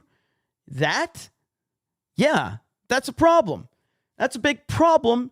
Growing up, Sports Illustrated swimsuit issue was kind of a big deal. A lot of people anticipated it just for the, articles, of course. But yes, when you're putting fat black women and dudes on the cover, probably a problem. Sports Illustrated, you get what you deserve. Pretty much the entire digital media ecosystem that myself and a lot of other millennial journalists came up in has been completely hollowed out. And it's not just digital media sites. Local news has been obliterated. The newspaper industry is cratering. Radio is essentially dead aside from NPR, which has been gutted. Meanwhile, hundreds of workers at Condé Nast, the parent company of pretty much every major magazine from GQ to Vogue to The New Yorker to Vanity Fair, are on strike because they're also facing impending layoffs. Even mainstream national media outlets owned by billionaires like the Washington Post, where I work, and the Atlantic, where I used to work, have done layoffs. And guess what, Taylor Lorenz, you're going to be next. In an election year. If you're a young journalist today, there's almost no on-ramp to traditional journalism. Even if you do get a job, journalists' salaries have been stagnant and even declined. And by the way, we don't make that much to begin with. I don't think people understand how bad the world would be without journalists. Trust me. We all would love to see every single one of you go. And this is the future. Like, the future of independence, whether it is YouTubers, whether it is independent media, whether it's independent movies, video games, comics, whatever. That's the future. And there's nothing that's going to stop that. It's a decentralized view of how the world will be. And it's a good thing. As I've said, Tim Pool, I've talked about him a lot in a critical way. Well, I will talk about him in a very positive way right now. He has changed the game. His show has changed the game. His show has fundamentally changed the news media aspect. He gets more views than them. He's more influential than them. He's more powerful than them. He gets legitimate politicians on. He gets big name people on his show. It's an entertaining show, and it's better than anything on mainstream media, and it's not even close. I want you to name me one show that's on a mainstream media platform that's better than TimCast. Forget what your opinions of Tim are and anything that he does. I'm just talking about show for show. Give me a better show on the mainstream media platforms that's better than TimCast. Can't name one. Hey, true, we had Vivek and we had Alex Jones. And listen, as CobraCast has grown and things have been going well, I might find myself shooting a certain person that has a video game out a message to see if he wants to come on and talk to me live on CobraCast over the next month. I'll see if I can set it up with his people. Only if the chat would want to see Alex Jones on here. What do the people think about that? Do the people want to see Alex Jones on CobraCast? I think the people would like to see that. Could you imagine that one? So we'll see. We will see. It will be interesting. I haven't talked to him in forever. And again, like when I say like I've shared some text messages with Alex Jones, I'm just going to be honest. I'm not sure he knows exactly who I am. He has my number. We've talked. I don't know if Alex Jones knows exactly, because I've been on massive panel streams with him. You know what I mean? I don't know if he knows exactly who I am or not. He knows my name. He knows my number in his phone. When we talk to him, it's like, it's very nice. It's very cool. It's funny. But yeah, I mean, at this point in time with the election you're getting here, I think we got to get some heavy hitters. I've got a lot of connections with a lot of heavy hitters. I have not really utilized a lot of those connections. And I think it's time to do that. So the Soulless Network says it's going to be interesting when a legitimate DA goes after her, E. Carroll, for the fraud she just made the governor participate in. Definitely going to give back the money and looking at jail time. It will be glorious. Let's see. Nick for $10 says that is messed up. Trump assaulted Dave Rubin's husband. Linko Kenobi for 10. It's funny that now the country is worried about the border, about the system, our rights. This is ridiculous. They should have defended our rights since 2021. The damage has already been done. Absolutely. Linko Kenobi, when Trump gets back in the White House, he's got a lot of work to do in order to get the law and order back in this country. Trump 2024, 199, Hail Cobra, God help us. Absolutely. AD Victorium says, Biden administration is punishing Texas by canceling pre-approved natural gas facilities, not only screwing Texas, U.S., but also Europe, who were promised energy due to Russia ban. Biden betrayed them just to punish Texas. Yeah. Again, it's the Biden administration, and you said it right. And again, I know it's just habit. Some people say like Joe Biden. Joe Biden is not making any decisions whatsoever. All right. Joe Biden is not making any decisions at all. Let's see. Paparoni says, thank you for the inspiration in taking the leap in reporting news. I'm a Texan, staunch libertarian, grateful for your commentary over the years from Geeks and Gamers and onward. Truly a wonderful community here. Well, thank you. I appreciate that. And I know that there's people that watch that don't necessarily agree with my, MAGA flag waving, undenying support for Donald Trump. I'm not saying you do or don't. I don't know. I'm just saying in general, I know that there are people that do not agree with, how avid of a Trump supporter I am, and I'm totally fine with that. You don't need to be a Trump supporter to watch this show. You don't need to be a Trump supporter to support me, specifically for Geeks and Gamers. You don't need to be a Trump supporter. But obviously I am, and I'm not going to back off of that one bit. Zevin Cross says, Ben got bars. Kevin says, have you seen Tom Short on Star Wars? I have not.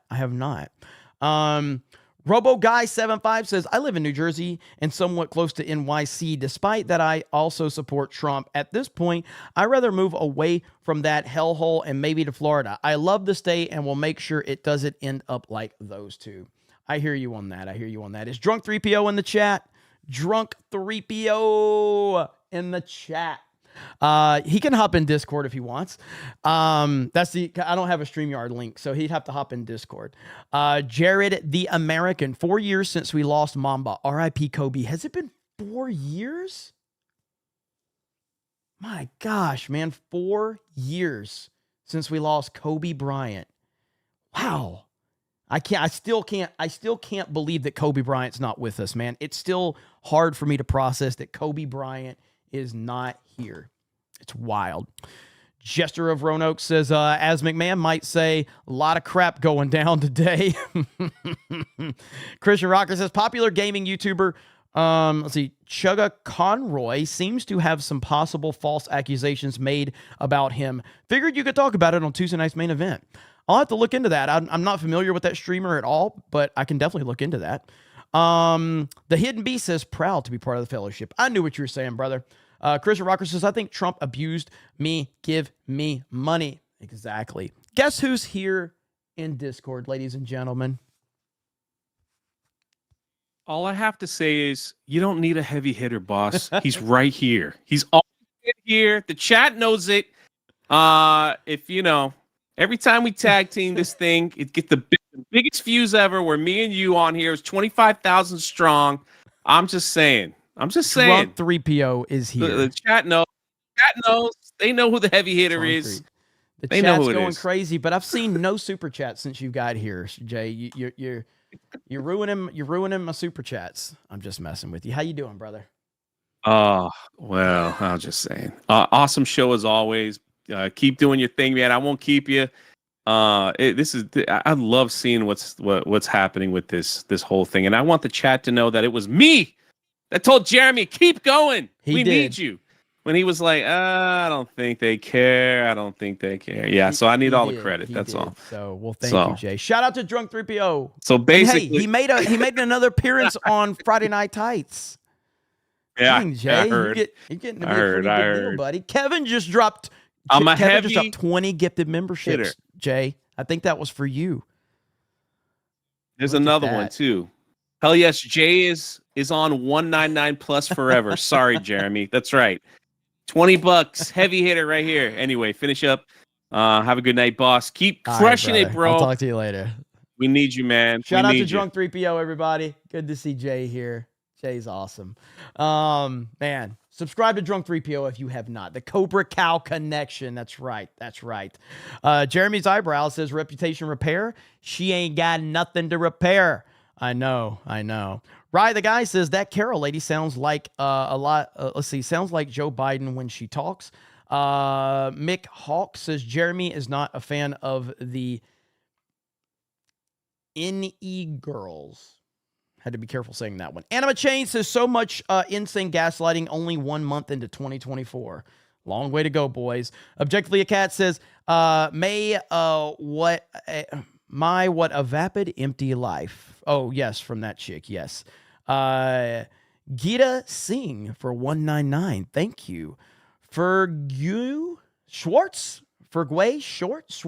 Laura Loomer dismantled Namrata over her getting down in the back of the caddy while her husband was deployed, then squashed a simping Ian Miles Chong. I don't know much about Ian Miles Chong. I mean, I know a lot of people don't like Ian Miles Chong, but I don't know, man. I don't know much about the guy. He seems to be the type of guy who just kind of goes with whatever way the wind blows to get attention, which again, there's nothing inherently wrong with that, by the way, but man, it's just one of those things where it's like, I see him all the time. I see him getting retweeted by people and it's just wild. I've got to hear this. I have not heard this. I apologize in advance for showing this, but I have not heard this right here. What does Nikki Hillary have to say right here? She's been ratioed again on this one. Every time this evil demon uploads or posts, she gets ratioed. First of all, you had election night. Trump gets on stage. He throws an absolute temper tantrum talking about revenge, but he says nothing about the American people, nothing about what he's going to do about the wasteful spending that he encouraged and allowed the Republicans and Democrats to do in his term. He said nothing about how he's going to secure the border and what he's going to do different that he didn't do when he was president before. He said nothing about how he's going to prevent war. Then he goes and says that he's going to ban anyone from MAGA that donates to me. Think about that. That's a president who's supposed to serve every person in America, and you're deciding that you're going to have a club and actually ban. This bitch is a liar. Like, she's straight up lying. These are lies. Easily provable lies. This is not even like something you got to think about. It's easily provable lies. Easily. Holy shit. But again, we live in a world where this crazy lunatic woman accused President Trump of something. They threw out all the evidence that could be damning against her. By the way, let me show you this one really quick. I forgot to talk about this one earlier, but they threw out all of this evidence right here. Let me see if I can find it. Right here. Donald Trump was prevented from using this accuser's post in an argument today in court. Why? Prevented from using this. This is E. Jean Carroll. Donald Trump was not allowed to use this to defend himself in court. E. Jean Carroll says, sex tip I learned from my dog. When in heat, chase the male until he collapses with exhaustion, then jump him. You think that might be damning evidence? Just a thought. E. Jean Carroll. Would men have invented chastity belts, veils, and crocs if women weren't just unbelievably hot? Honey, you were born to seduce. What could be done about the penis? It gets large when you want it small, and it stays small when you want it large.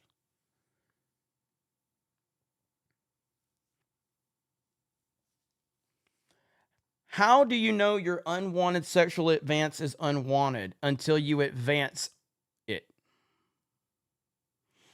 There's no such thing as a slut, only sexual geniuses.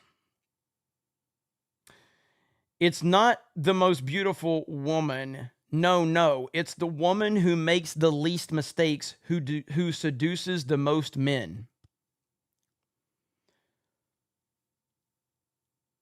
This is.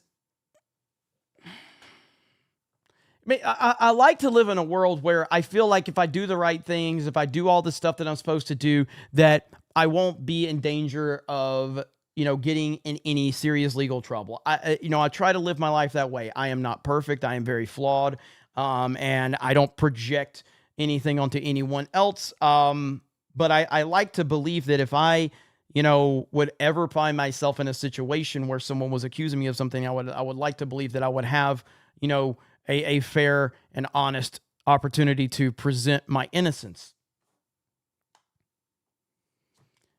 I give you the United States judicial system, especially in a blue area.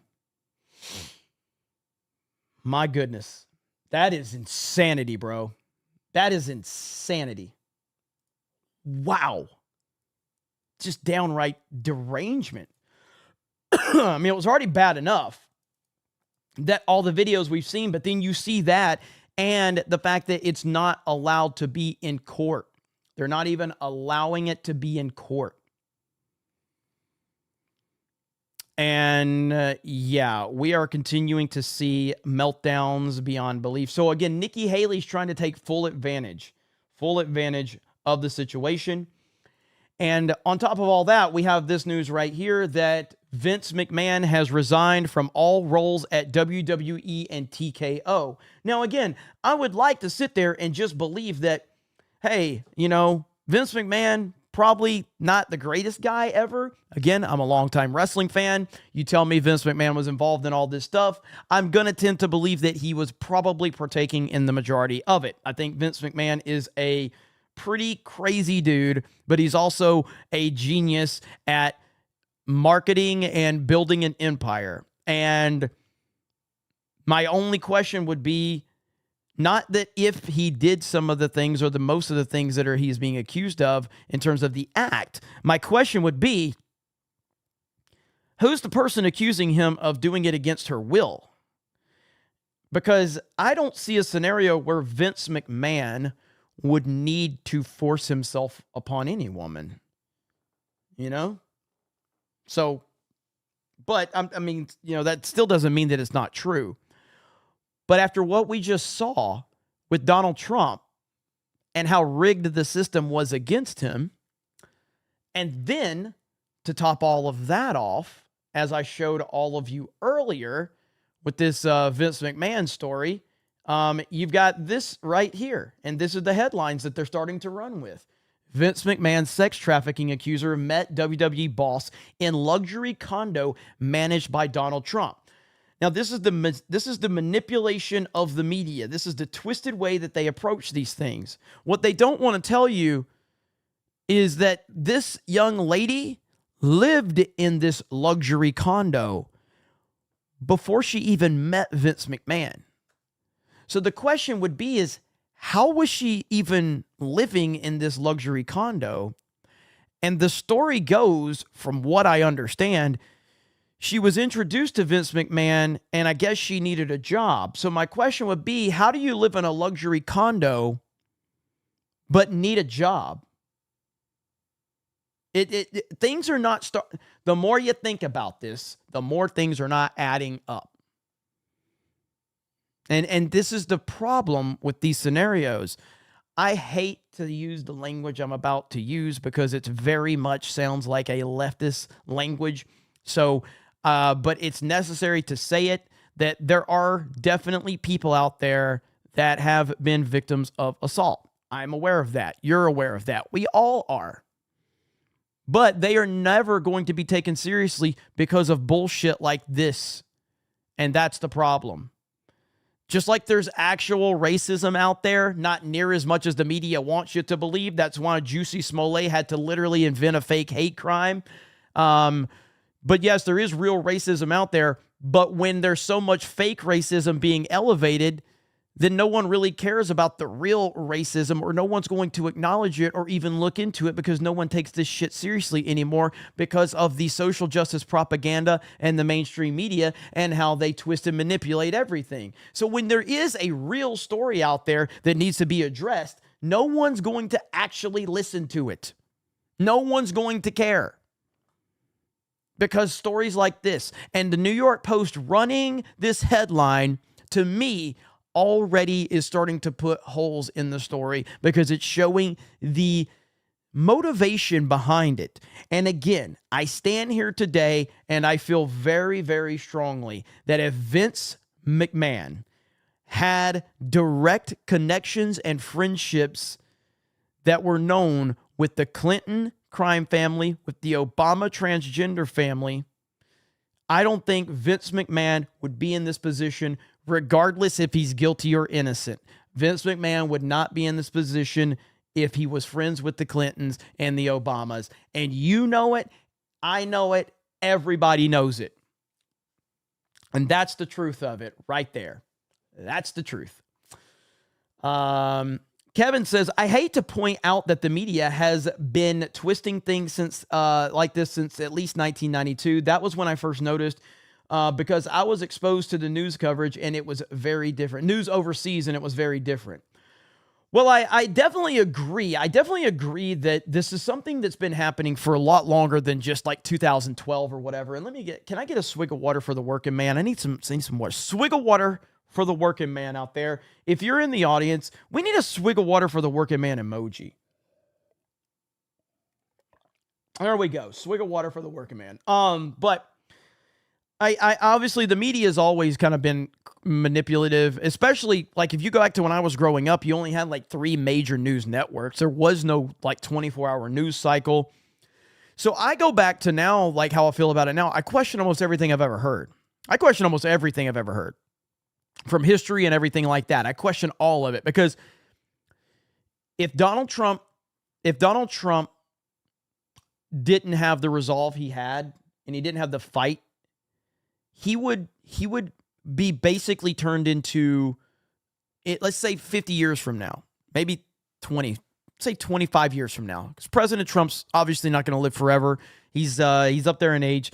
Let's say 30 years. We'll be safe. 30 years from now, if President Trump does not fight like he's fighting, in 30 years from now, people that weren't alive here or that were very young in this era are going to grow up thinking that he was literally Hitler. That's what he's fighting for right now. He's fighting for his reputation. That's what he's doing. And so that's the power of what the media has had in the past. But for me, I guess 2008 is when I can really start to see it. But again, I'm a person who was very turned off by the Bush administration too. The George W. Bush administration. I really despised him. I didn't despise him when he first got elected, because I didn't follow politics that closely.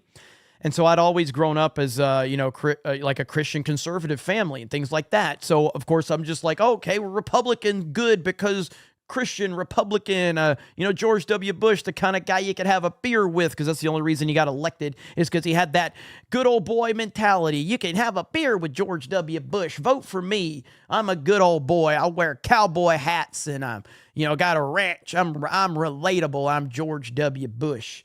And, so I was fully on board with like the Bush administration, and then everything happened, and I hated George W. Bush going into his second term. I hated him. Couldn't stand him. Couldn't stand the Bush administration. I just despised this man and everything he stood for. I don't recall the media being very divisive back then. I do recall I recall Fox News and the Sean Hannitys and the Bill O'Reillys and the Glenn Becks of the world back then kind of being all in for the home team of the Republican Party. And then I recall like CNN headline news and then CNN and MSNBC. I remember when MSNBC had Michael Savage. MSNBC had Michael Savage. Crazy. But anyway, it felt a little more even keel back then for the most part. And it felt like Fox News was the most obvious kind of one-sided network back then. But the rise of Barack Obama is where everything changed. And of course, I've talked about it many times. And first time I ever voted for a presidential candidate was President Trump in 2016. But, I kind of treated politics like sports, where I had the team I cheered for, and so I was very much anti-George W. Bush, anti-Republicans. I hated the Republican Party because it was tied to the endless wars of the Bush administration. So I wanted the country to move away from that. So I was all in on Hope and Change, 2008, Barack Obama with his scripted speeches and all of that. And I would say Barack Obama's second term is where everything kind of broke apart for me, where it was like Obama's second term is probably, in my lifetime, is the most damaging 4 years I've ever seen of any politician, and it's not even close. Obama's second 4 years were horrific, and it all started with like racial divisions and anti-police narratives. He was helping push all these horrible narratives about police. The racial divide continued to get worse and worse. And Barack Obama is probably one of the single most divisive racial figures maybe in the history of our country, because we were in a much better place before he got elected. And he used that unity to get elected. And as soon as he got his second term, he was hell-bent on dividing us once again. And he was successful at it, to be fair. He was successful at what he attempted to do. He's very successful.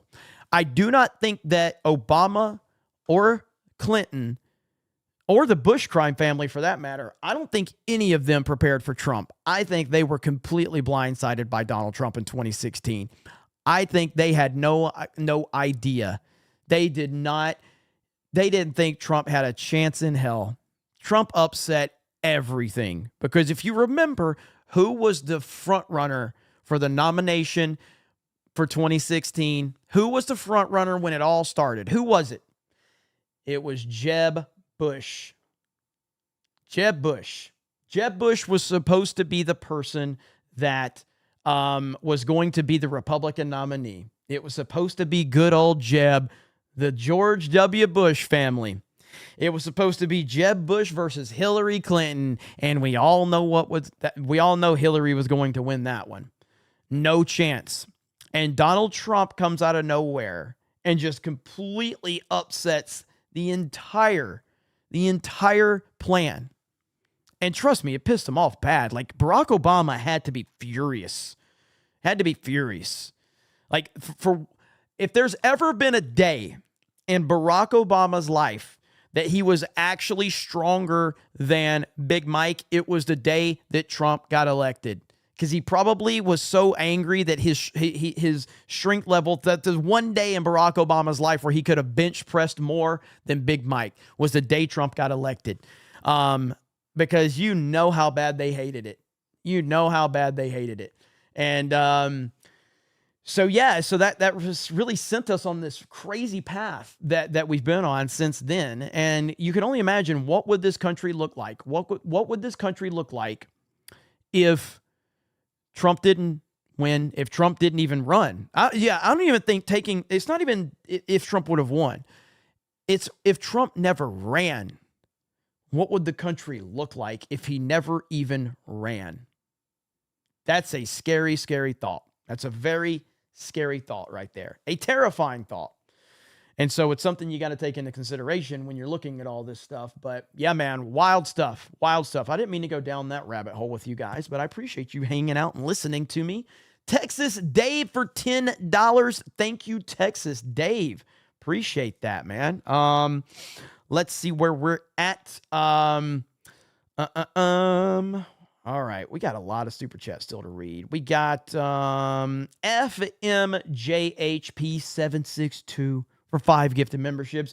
So again, I do talk about like the difference in what we do here versus like other places. So like we're one of the top super chatted channels on YouTube, especially if you add Rumble into it, and of course and Kick now. So and Kick doesn't have super chats, but it's got gifted memberships. But I still try my best to read as all of them. I know last night we had an emergency CobraCast, and I do believe that we had some Rumble rants that didn't get read, and I apologize for that. I can't go back and find Rumble rants after the fact. They don't list them anywhere, at least to my knowledge. I need to look into this to find out, but I don't know of anywhere I can find them. Brocatron says, so he was defaulted as well. Wow, Alex Jones +1. Put that in the Alex Jones's right tip jar. Let's see. Nick Confer says, that's 3 Mar-a-Lagos, their evaluation in damages. Exactly. The $83 million. Exactly. Lord Botha says Trump denied a defense against a defamation trial. Texas in revolt over the border, and Ben Shapiro is the #1 rapper in the U.S. It's January. LOL. It is. It's only January. Only January. Black Tailgate says missed at least super chat 2. You probably meant mine. Let's see. His tip jar is filling. Yes, it is. Yes, it is. Willie Will, what's up? Willie Will in the house. Zinny Biscuit says, Critter is a dog gone lie. The blind lawyer explains Jeremy is from Bama, so he operates on slow mode. Black Tiger says, if I was party to this witch hunt, I would be terrified. Stop wars, close the border on day 1, but day 2, success isn't enough. That's not justice. Absolutely. Nyan Cat says 429 says, I just found your channel yesterday after it was recommended to me after Tim dropped his show. I like your stream yesterday, so I will be watching more. Well, thank you. I appreciate it. You are very, very welcome to be here, and we appreciate you being here. Willie Will says, just passing through, still busy with the wifey. Hey, Willie, take care of the wife. We all know your circumstances, man, and you're a great dude, man. So we appreciate you, Willie. Shout out to Willie Will. Black Tiger got that one. Lee Cranmer says, my biggest fear is Gavin Newsom and Big Mike on the docket. I'm just telling you right now, man, I just don't feel like there's any possible way that I just don't feel. Okay, I'm gonna put a poll in the chat. I need the chat's feedback, okay? I want your honest opinion, okay? And it's not what you want. It's do you think Biden will run? Will Biden run in 2024? I want your feedback. Will Joe Biden run as the Democratic nominee in 2024? That's what I want to know from you guys. It's scary to think about this, but I don't think he will. I hope I'm wrong. I pray to God I'm wrong. I just don't think I am. And that's what worries me more than anything. Holy crap, man. To put in perspective, Lord Botha said it, and he's right. So Texas is in revolt. Trump is getting like a insanely disgusting, illegal lawsuit thrown at him, a judgment thrown at him. And Ben Shapiro's the #1 rapper. It's only January, people. It's only January. That's where we are right now. It's only January. We are fucked. We are screwed. I want to encourage all of you, definitely follow me on Rumble because I don't know what's going to happen. By the way, Eric K is going to drop the link. There it is right there. Eric K just dropped the link. We have a Google document. Sign up for the Orlando meetup, RSVP, if you're coming, because we need to kind of gauge how many people are coming. So we need you to go to the RSVP. If you're coming to the Saturday meetup in Orlando, City Walk, please RSVP on that Google document so we can kind of get a gauge on things. Ace Hanlon says Democrats don't care about the border. They see the winds changing and notice people despise what's happening. Dems will throw anyone under the bus. That is true. Unfortunately, you are correct. Gillis says, Jeremy, you're on point. I hope Trump gets in and just fucking destroys everything. I'm so pissed off with all of this. Also, Texas, let's go. Hey, man, I hear you. I hear you. Doug B's wallet says, Doug has made my insides flap. Looks like the insides inside flaps of Vince's girlfriend. Oosh. Teresa Young says, read my super chat. Where's Teresa Young's super chat? Let me see if I can find it. Where are you at, Teresa? Where's it at? There it is. Read it. There we go. See, I got you, Teresa. I love the chat, okay? I'm here for the chat. Teresa Young, Reid Hoffman is funding Jean Carroll and also funding Nikki Haley. Nothing to see here. MAGA 47. That puts it. Is anybody surprised by that? Is anybody surprised? Insane. So there you go. See, I saw you, Teresa. You're welcome, Teresa. Thank you. One thing you can always do is scream at me in the chat. If I miss your super chat, or if I'm pissing you off, or if you want me to move on from a topic, if I'm getting boring, whatever it takes. Jack Burton for 5 says, we should never underestimate our enemies, but I see too much incompetence from the left. Are they really planning some well-coordinated campaign? One thing about the left, man, they're not stupid. They're not stupid. COVID happened. They're not stupid. So again, it's just one of those things. Jaffo on the Bound says, Tim Pool is lying again about his live stream. There were more spicy takes on tonight's FNT saying Rumble or YouTube would take him down. Such BS. Yeah, I mean, again, I don't buy it, but, you know, a lot of people do, and that's totally fine. Joey Giggles says, then why did he ship them all over the country before when he could have done this from the beginning? Dude, he's a rhino too. I don't know who you're talking about there. You might be talking about Greg Abbott. I'm not sure. Twisted Zero says the fourth estate is the fifth column. Devon Soria says, now we need Dan to cover Shapiro's new rap song. Johnny the Wiz Kid says, but you told me Ben was your favorite on Daily Wire. Not quite. John Kennedy, watched some Steve's Hurley today, and he made it seem like there are glimmers of hope of New York going red for Trump this time. Hail the 199-632-15. Let's go. Eric K says, Kick looks best for the video, except we see Jeremy too clear. Habba was great. Jeremy, not so much. I agree with that. Mountain Mutt says, this show has a budget. You'd never know it. Must go to Krista's Chocolate. Let's see. Brenda Dunbar, $2. Thank you. East Coast Toasted Boy says, I just hope the border thing isn't just political and stops after the election when Trump wins. I hope it's real and keeps going after Trump wins. Alex Me says, Joan Rivers is in the interview. We're talking, Joan Rivers is in the interview talking about Michelle Obama being trans or a man, and Obama is the first gay president. I remember that video. And didn't she die like less than a week later? I don't know. Let's see. Let me see. Objectively a cat. The red state governors know that the time has come to either stand with MAGA or Texas or be flayed by their own constituents. They can't not unify. I hear you on that. East Coast Toasted Boy says, tell Alex if he doesn't come on, he's a frog. Celluloid Dream, Alex is going to pretend he knows you and say, I watch you all the time. I'm not saying that just to kiss your ass. Dude, I know. When he said that on Friday Night Tights the first time, I was like, shut up, Alex. You don't watch Friday Night Tights. You don't watch Friday Night Tights, Alex. It was so funny. Slosher says, when I think of a world without journalists, I think of Simpson, Lionel Hutz asking you to think of a world without lawyers, if you get the reference. 100%.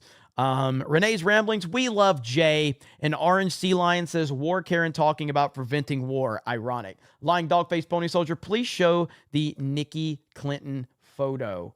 Man, people are going to leave if I do that. Let me see. Jeremy, you got to stop the whole mic stuff. It's not doing you any good. What do you mean? Why? I'm just memeing on it. But why do you say it's not doing me any good?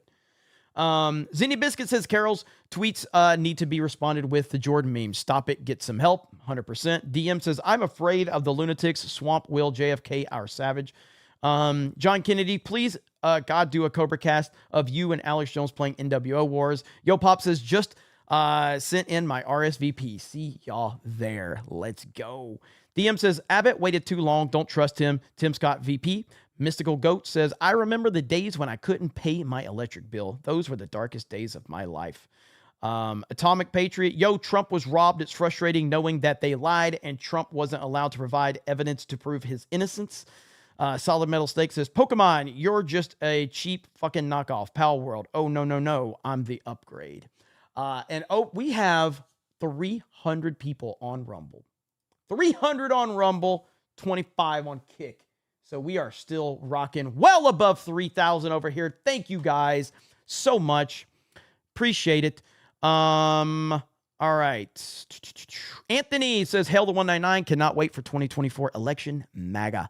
Yellow Flash 2 becomes a member. Shout out to Yellow Flash. Gotham City Comics. Good evening, everyone. Gollum's half-botched circumcision leftover. Papa Gundam played his demo on the last stream with no interruptions. Minute 47 and seconds. Also, just for motivational purposes, please look up Del Spiegel. Look it up where. Quentin says, Trump got screwed again. Trump should sing the song that Rock sang to Vicky Guerrero. Fantastic. That was fantastic. Cal L says, sick as a dog today, missed daily. We'll have to catch up later. Thankful I got to make it to a live CobraCast. Absolutely. Cole Hauser, welcome to the Snake Pit, brother. Tyler says, here's my take on Vince. She wanted what he promised. There's no doubt in my mind. The only reason why she came forward was because he stopped payments, in my opinion. That's part of it. He did stop payments. Hellbilly, welcome to the Snake Pit. Thank you. Ryan Guy says, I want to commit Minecraft on myself after that video. She got more money than most will see in their lives. Shaking my head. Also, Alina Habba is hot 199. Gita Singh says, Jeremy, not just a Clinton judge, the same judge that dismissed the Virginia and Prince Andrew case. Also, hi. Well, hi. Thank you. Let me see where we're at. Let's see. FMJHP, welcome new viewers. CM says, welcome to all the new viewers. Westward Smile says, 199 tat coming tomorrow. We'll at you and the Geeks and Gamers main account with a pick. When it's done, I'm so excited. Hail the 199. Thank you, Westward Smile. That's going to be awesome. Again, nobody had, people have gotten Geeks and Gamers tattoos. Now people want to get 199 tattoos. It's crazy, man. You guys are the best. Again, it only happens because of you. All of this happens because of you. I have a voice because of you. I have a platform because of you. And I am always going to be thankful for that. So thank you guys. Eric Ray says, funny thing is that the slowest Ben Shapiro has ever spoken. Lying Dogface Pony Soldier with a gifted D-Day Cobra membership. Thank you. Swag Cootie says, are you going to cover the Royal Rumble tomorrow? CM Punk going to debut? Yes, I am. On Cobra, D-Day Cobra 199. On D-Day Cobra 199, I am. Lying Dogface Pony Soldier with a gifted membership. Cerberus with 10 gifted memberships. Let's go. Bubba Dank with 5 gifted memberships. Mandalore. The Georgia law suit is crumbling for Fannie, and regarding Poole, he claimed he could drop IRL and stick to his other content. Yeah, I mean, I heard what he said. I heard somebody sent me the clip of what he said on his member show or whatever. So, yeah, whatever. Mr. Spooky Spare, welcome to the Snake Pit. Thank you. Z Highness, hi D-Day Cobra. I tagged you in a post on Twitter. Save America, CobraCast has been great, so keep it going. Yay. I appreciate it. Elson Barrett, 10 gifted memberships. Thank you. Salvatore, welcome to the Snake Pit. The Angry Badger, tell Jay he is a jugga and to sing. Thanks for the inspiration. My channel is 3 subs from 600. Hail the fellowship and the 199. Thank you. Tim Pulls Teeth just gifted 5 memberships. Only a CobraCast are you going to get some shit like that. Thank you so much. Johnny the Wiz Kid, welcome to the Snake Pit. John Jacob Jingleheimer Schmidt says, a different wing of the same bird. Get rid of the Republican Party. Patriot Party. Steel League of History, I can't thank you, Jeremy, and everybody enough for the support. And everybody, the Soska sisters have surpassed my birthday goal on my channel, 246. Robert, shout out to you, brother. Congratulations. Robert's been kicking ass. He's an inspiration. And it's really just awesome to see, man. Look, man, it's easy. I've met people at some of our meetups. I've seen people online. it's like I'm a very lucky individual. I'm blessed with health. I'm blessed with a following, great family, great friends, great team, all of that shit. And there's people out there that have real struggles, and it puts it in perspective for me, and I hope it puts in perspective for all of you. We all have our bad things going on. We all have setbacks that we have to deal with, and it's all relative to us.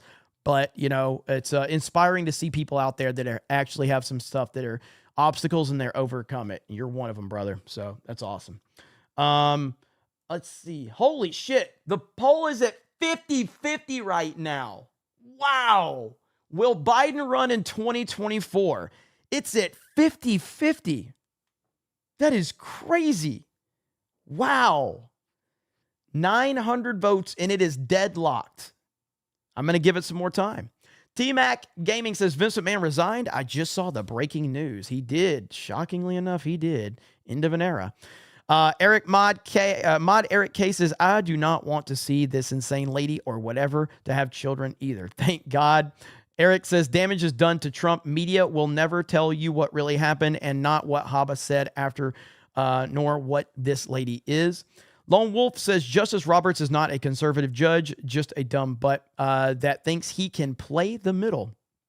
V6 Neon says FBI is significantly lowering its hiring standards. Mighty Maggie says, you're now a monthly supporter on Rumble. Holy crap, there we go. Vault 95 says, will there be a square up for last night's Rumble rants? Also, Ben had to slow down how he talks to rap. I don't think I can find them. That's the problem. Even if the problem is Rumble doesn't even have a live replay of the chat. So if I had a live replay of the chat, I could go get them. So I apologize. I will see if there's a way that I can find them, but I don't know of a way yet. Dara Move says, yeah, Jeremy, what Vault 95 Survivor said. Johnny the Wiz Kid says, this is not coming from me, but according to Dr. Steve Turley and Breitbart showing, I don't know how to say that name, the accusation, the only thing Trump is guilty of inciting is an erection. He is clean of the rest. Vault 95 says, Beanie Boy brags about having written several dozen songs and being a great singer, but yet he has produced 3 songs and 1 collab in the past 4 years. Bulldozer says, hail the frog prophet. Mod Eric K says, I am suing Jeremy for making me look at Bree's feet. Shall I go for 88 million? I mean, if you were able to get 88 million out of me, that'd be a damn, if you get $88 out of me at this rate, that'd be interesting. DM says, let's see, Ricky Mad Cow is a smug, angry man with a racer head. Miracle Mark, please explain 199. And yeah, I did. So if you go to my Twitter account, you can play that clip again.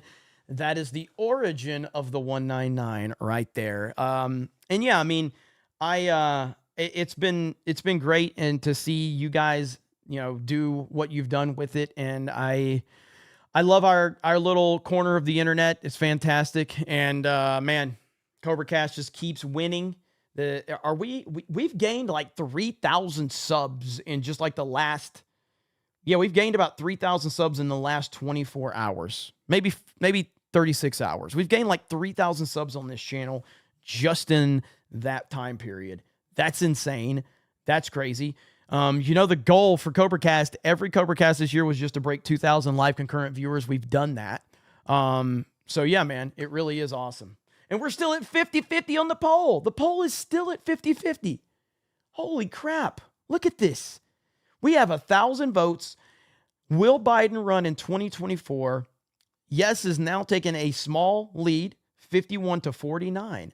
And that's where we are. Wow, that's crazy, man. Incredible. Again, Doug B dropped 100 gifted memberships over on Kick. 100. You mad lad, Doug. And we still have... Darmo says, Jeremy, look into this and see if you can use this. This may help you with their rant thing. Let's see. Mod Eric, don't let him forget. Call him gay when he does it. Oh, there it is right there. All right, I'm clicking that link. Okay. It says item not available. Yeah, I clicked the link, but it says item not available. So whatever you sent me, it says item not available, Dara Move. So I don't see it. I'll have to look and see if I can find that. Kevin dropped 20 more gifted memberships. Holy crap, Kevin, you've dropped a ton tonight. Crazy, man. What in the hell is happening these days with you guys? I always wondered, like, would the support slow down? Would the support slow down eventually? It not only has it not slowed down, it's actually gotten better. It's actually gotten more and more. And I don't know, man. It's just crazy. It's absolutely crazy what we have here. Crazy. So thank you. I don't think I'm gaming tonight. My voice is almost shot. I don't think I'm gaming tonight. Do you guys want me? All right, I'm going to end this poll. Next thing, whatever takes the lead next, I'm ending. So whether yes it takes the lead or no takes the lead, I'm ending this poll. And then I'm going to have to do a poll to see. Now, again, it is Saturday, so I don't have to worry about getting up for daily or anything like that. But and right now, we're just deadlocked at 50. We're just deadlocked at 50. I don't know if it's going to change. You guys are split on this. We have never been in this position. I've never had a poll that was deadlocked at 50 like this. All right, yes wins.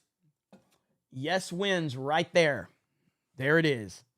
Wow, that's crazy, man. Look at that. All right, so do you guys Fortnite or not? Let's see. Fortnite. I don't know if Jay's available. Is Jay still in the chat? I have no idea if he's even available. But I don't have anything, there's a lot of yeses. Looks like that's probably going to happen now. Let's see.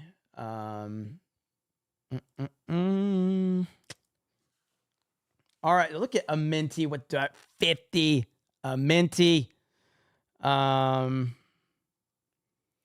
Ooh, it's close. It's actually close. I was going to set the stream up because it started out at like 60%.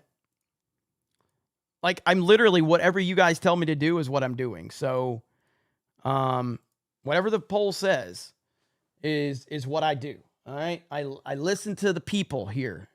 All right. CobraCast 199. We listen to the people. 52. It's close now. It's 52, 53, 47. Oh boy. I think it's, I don't see a 6% difference. So. Bennett says, Jeremy, I'm not gaming tonight, guys. Also, I am gaming tonight. Now it's 51-49. Are you guys kidding? Really? 51-49. Jeez. All right, it's still at yes. So 400. I'm gonna leave it till 500 votes. 500 votes. I'm calling it. I'm calling it at 500 votes. All right. We're at 416 votes right now. 429. I'm calling it at 500. We still have 2,500 people here. That's crazy, man. All right, looking good now. We're at 52-48. I don't see a change happening. Yep, it's happening. It looks like we're happening. So we are playing games tonight. We are playing games tonight. So there it is. Closing in on 500 votes. We listen to the people here. And bam, that's it. All right. So Fortnite stream happening tonight. Janon says, Fortnite is gay. Play Pal World. Yeah, I mean, I did buy Pal World. I just haven't bought it yet. I haven't played it yet. I have bought it. I've installed it. I just haven't played it yet. But I'll see who's available. I just made the link over there. Any more super chats come in while we were doing all of that? Minty, will the support slow down, chat? I think not. Look at you, Minty. Minty's been here from the early days. The early days. Tim K says, swig of water, Jeremy. Jeremy is a swigga ninja. Kevin dropped back-to-back 20s? Are you serious? Kevin, you dropped 40 more? The fuck, bro? Insane. Holy crap. So, sexy back in time, ladies and gentlemen. And I am officially now putting us at the 2,000 mark. From now on, 2,000 is the like goal for sexy back in. 2,000 is the like goal. Now, listen, don't forget. Doug B's already dropped like 100 gifted memberships on Kick tonight. Doug B's dropped, and along with the rest of the Rumble chat, it's probably at like 300 or 400 on Rumble tonight. And then you add YouTube, okay? This is crazy. But here it is, sexy back end, boom. 2,400 concurrent viewers, 2,219 likes, $732 in chat revenue, 211 new members. Holy shit. So for those that don't understand, I'm not just one channel, all right? I'm not just one channel. I have like 10 channels. I have a lot going on. I'm funding a lot of projects. So when you see these numbers, you're helping fund all of the stuff that I have going on. And trust me, it's a lot. At the end of the day, you don't have to care about that stuff. You don't have to care about any of that stuff. But ultimately, you have to like understand that when you see that type of stuff, I have like a lot of YouTube channels and I have a lot of overhead. So you guys are making all that happen. Now, again, don't forget, we have the Orlando MegaCon event happening. That is happening this weekend. I am very, very excited for that. Let me show you guys some details really quick. This is geeksandgamers.com. Geeks and Gamers is coming to MegaCon 2024. MegaCon is back, and so is Geeks and Gamers. The Orlando, Florida Fan Expo, sorry, I got the hiccups, will run from Thursday, February 1st through Sunday, February 4th. And Geeks and Gamers will be at several panels and meetups along with some friends. Geeks and Gamers Friday Night Tights panel featuring D-Day Cobra, Ryan Kennel, Nerdrotic, The Critical Drinker, and Eric July, 1:15 to 2 p.m. Eastern in Theater 3. Geeks and Gamers meet and greet 3 to 5 p.m. at the Ripaverse booth on Saturday at MegaCon. Saturday night, Friday Night Tights Geeks and Gamers meet up at 7 p.m. at the Red Coconut Club Universal City Walk. If you have not, please make sure you RSVP for that. I appreciate it. And there is a lot of overflow. So like specifically this area here, like, so if you walk out of the Red Coconut, if you're walking out and you take a right, then there's a ton of overflow. There's more places to eat. There's a ton of area out there. So there's going to be plenty of room out there for everybody. So yeah, it's really cool. And then on Sunday, we're doing another meet and greet at the Ripaverse booth from 1 to 3. So we hope to see all of you there. It's going to be fantastic. I cannot wait. And I'm looking so forward to all of you hanging out with us. It will be fantastic. So, all right. So Temple's Teeth for 5 says, nice. Stop counting votes early. Throw a heap in your overnight and call it in the morning. That's a proper Biden-related vote. Respect. Varanid gifted 5 D-Day Cobra memberships. Thank you so much. Culpers is Trump 2024 and Slava Tajaz. Thank you. All right, so that's it. So it is time. We're going to play some Sabaton, and then I'm going to raid my D-Day Cobra 199 channel. We're going to play Fortnite. It's going to be fun. The last 2 times we have streamed, we have hit number 1 on YouTube on Fortnite. We haven't broke 1,000 viewers yet. 795 has been peak viewership that we've hit. It's been upsetting some of the Fortnite streamers. I've had some Fortnite streamers come in my chat accusing me of view botting because I only have 3,000 subscribers over there. And so it's really funny to see that. I'm not trying to upset Fortnite streamers. I don't really care. I don't care what anybody else is doing on YouTube. But it is funny to kind of see that they get upset about that per se. But yeah, so we'll see. But anyway, we're going to leave you guys with that. Yes. Jeremy, hold on for a second. I think you still have some unread Rumble rants. Yes, sir. Jed? Jed? Unless, oh yeah, there's a couple dollar amounts that just came in. Okay. I'll get them right now. Daramu says, Jeremy, I think this one may work. Don't forget, Jeremy, or I will spam it to you. LOL. Okay, I got it. I click on that, and I will look into that. So now I have that link right there. Okay, so with that said, I appreciate you guys. Awesome stream as always. Rockin' as always. I'll see you over on my D-Day Cobra 199 channel here in just a few. Have a good night, and we'll talk to all of you later. Bye, everyone.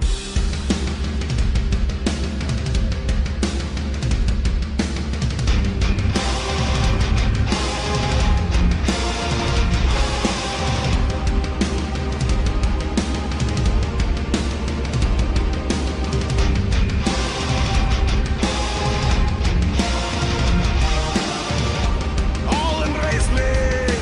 It's my time to rule at last. 15 years have I been waiting to sit up on my throne.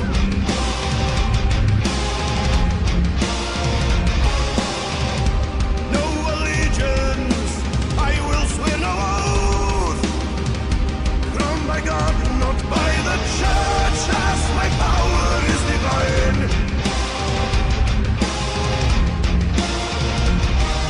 They thought I was too young to rule the land. Yes, as they failed to understand how to rule. My time has come. I was chosen by heaven. Say my name when you pray to the sky. See Carroll's rise. With the Lord my protector, make a bow to my will. To the sky. See Carroll's rise. To the sky, see Carlson rise.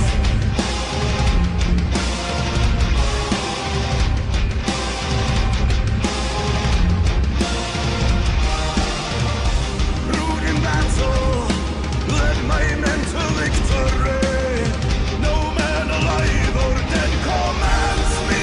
I answer to the Lord.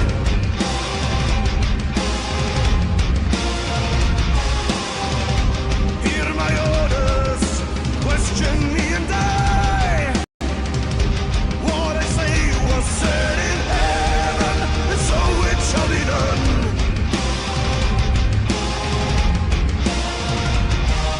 I know I was destined to rule alone. All for myself, I have claimed the throne, born to rule. My time is now. I was chosen by heaven. Say my name when you pray to the sky. See Carroll's rise.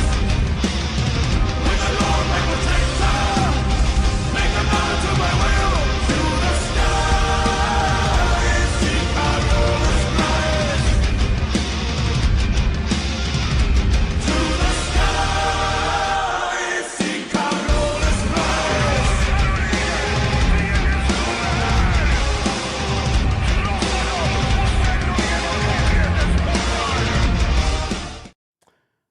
All right, guys. Thank you so much. I see Max Legrand says Jeremy repeats almost every sentence he says twice. Again, Max says Jeremy repeats almost every sentence he says twice. There has never been a scenario where I have repeated myself. Let me repeat. There has never been a scenario where I repeat myself. Have a great night. Appreciate you all. I'll see you on Fortnite here in a bit. Have a good night. We'll talk to all of you later. Bye, everyone.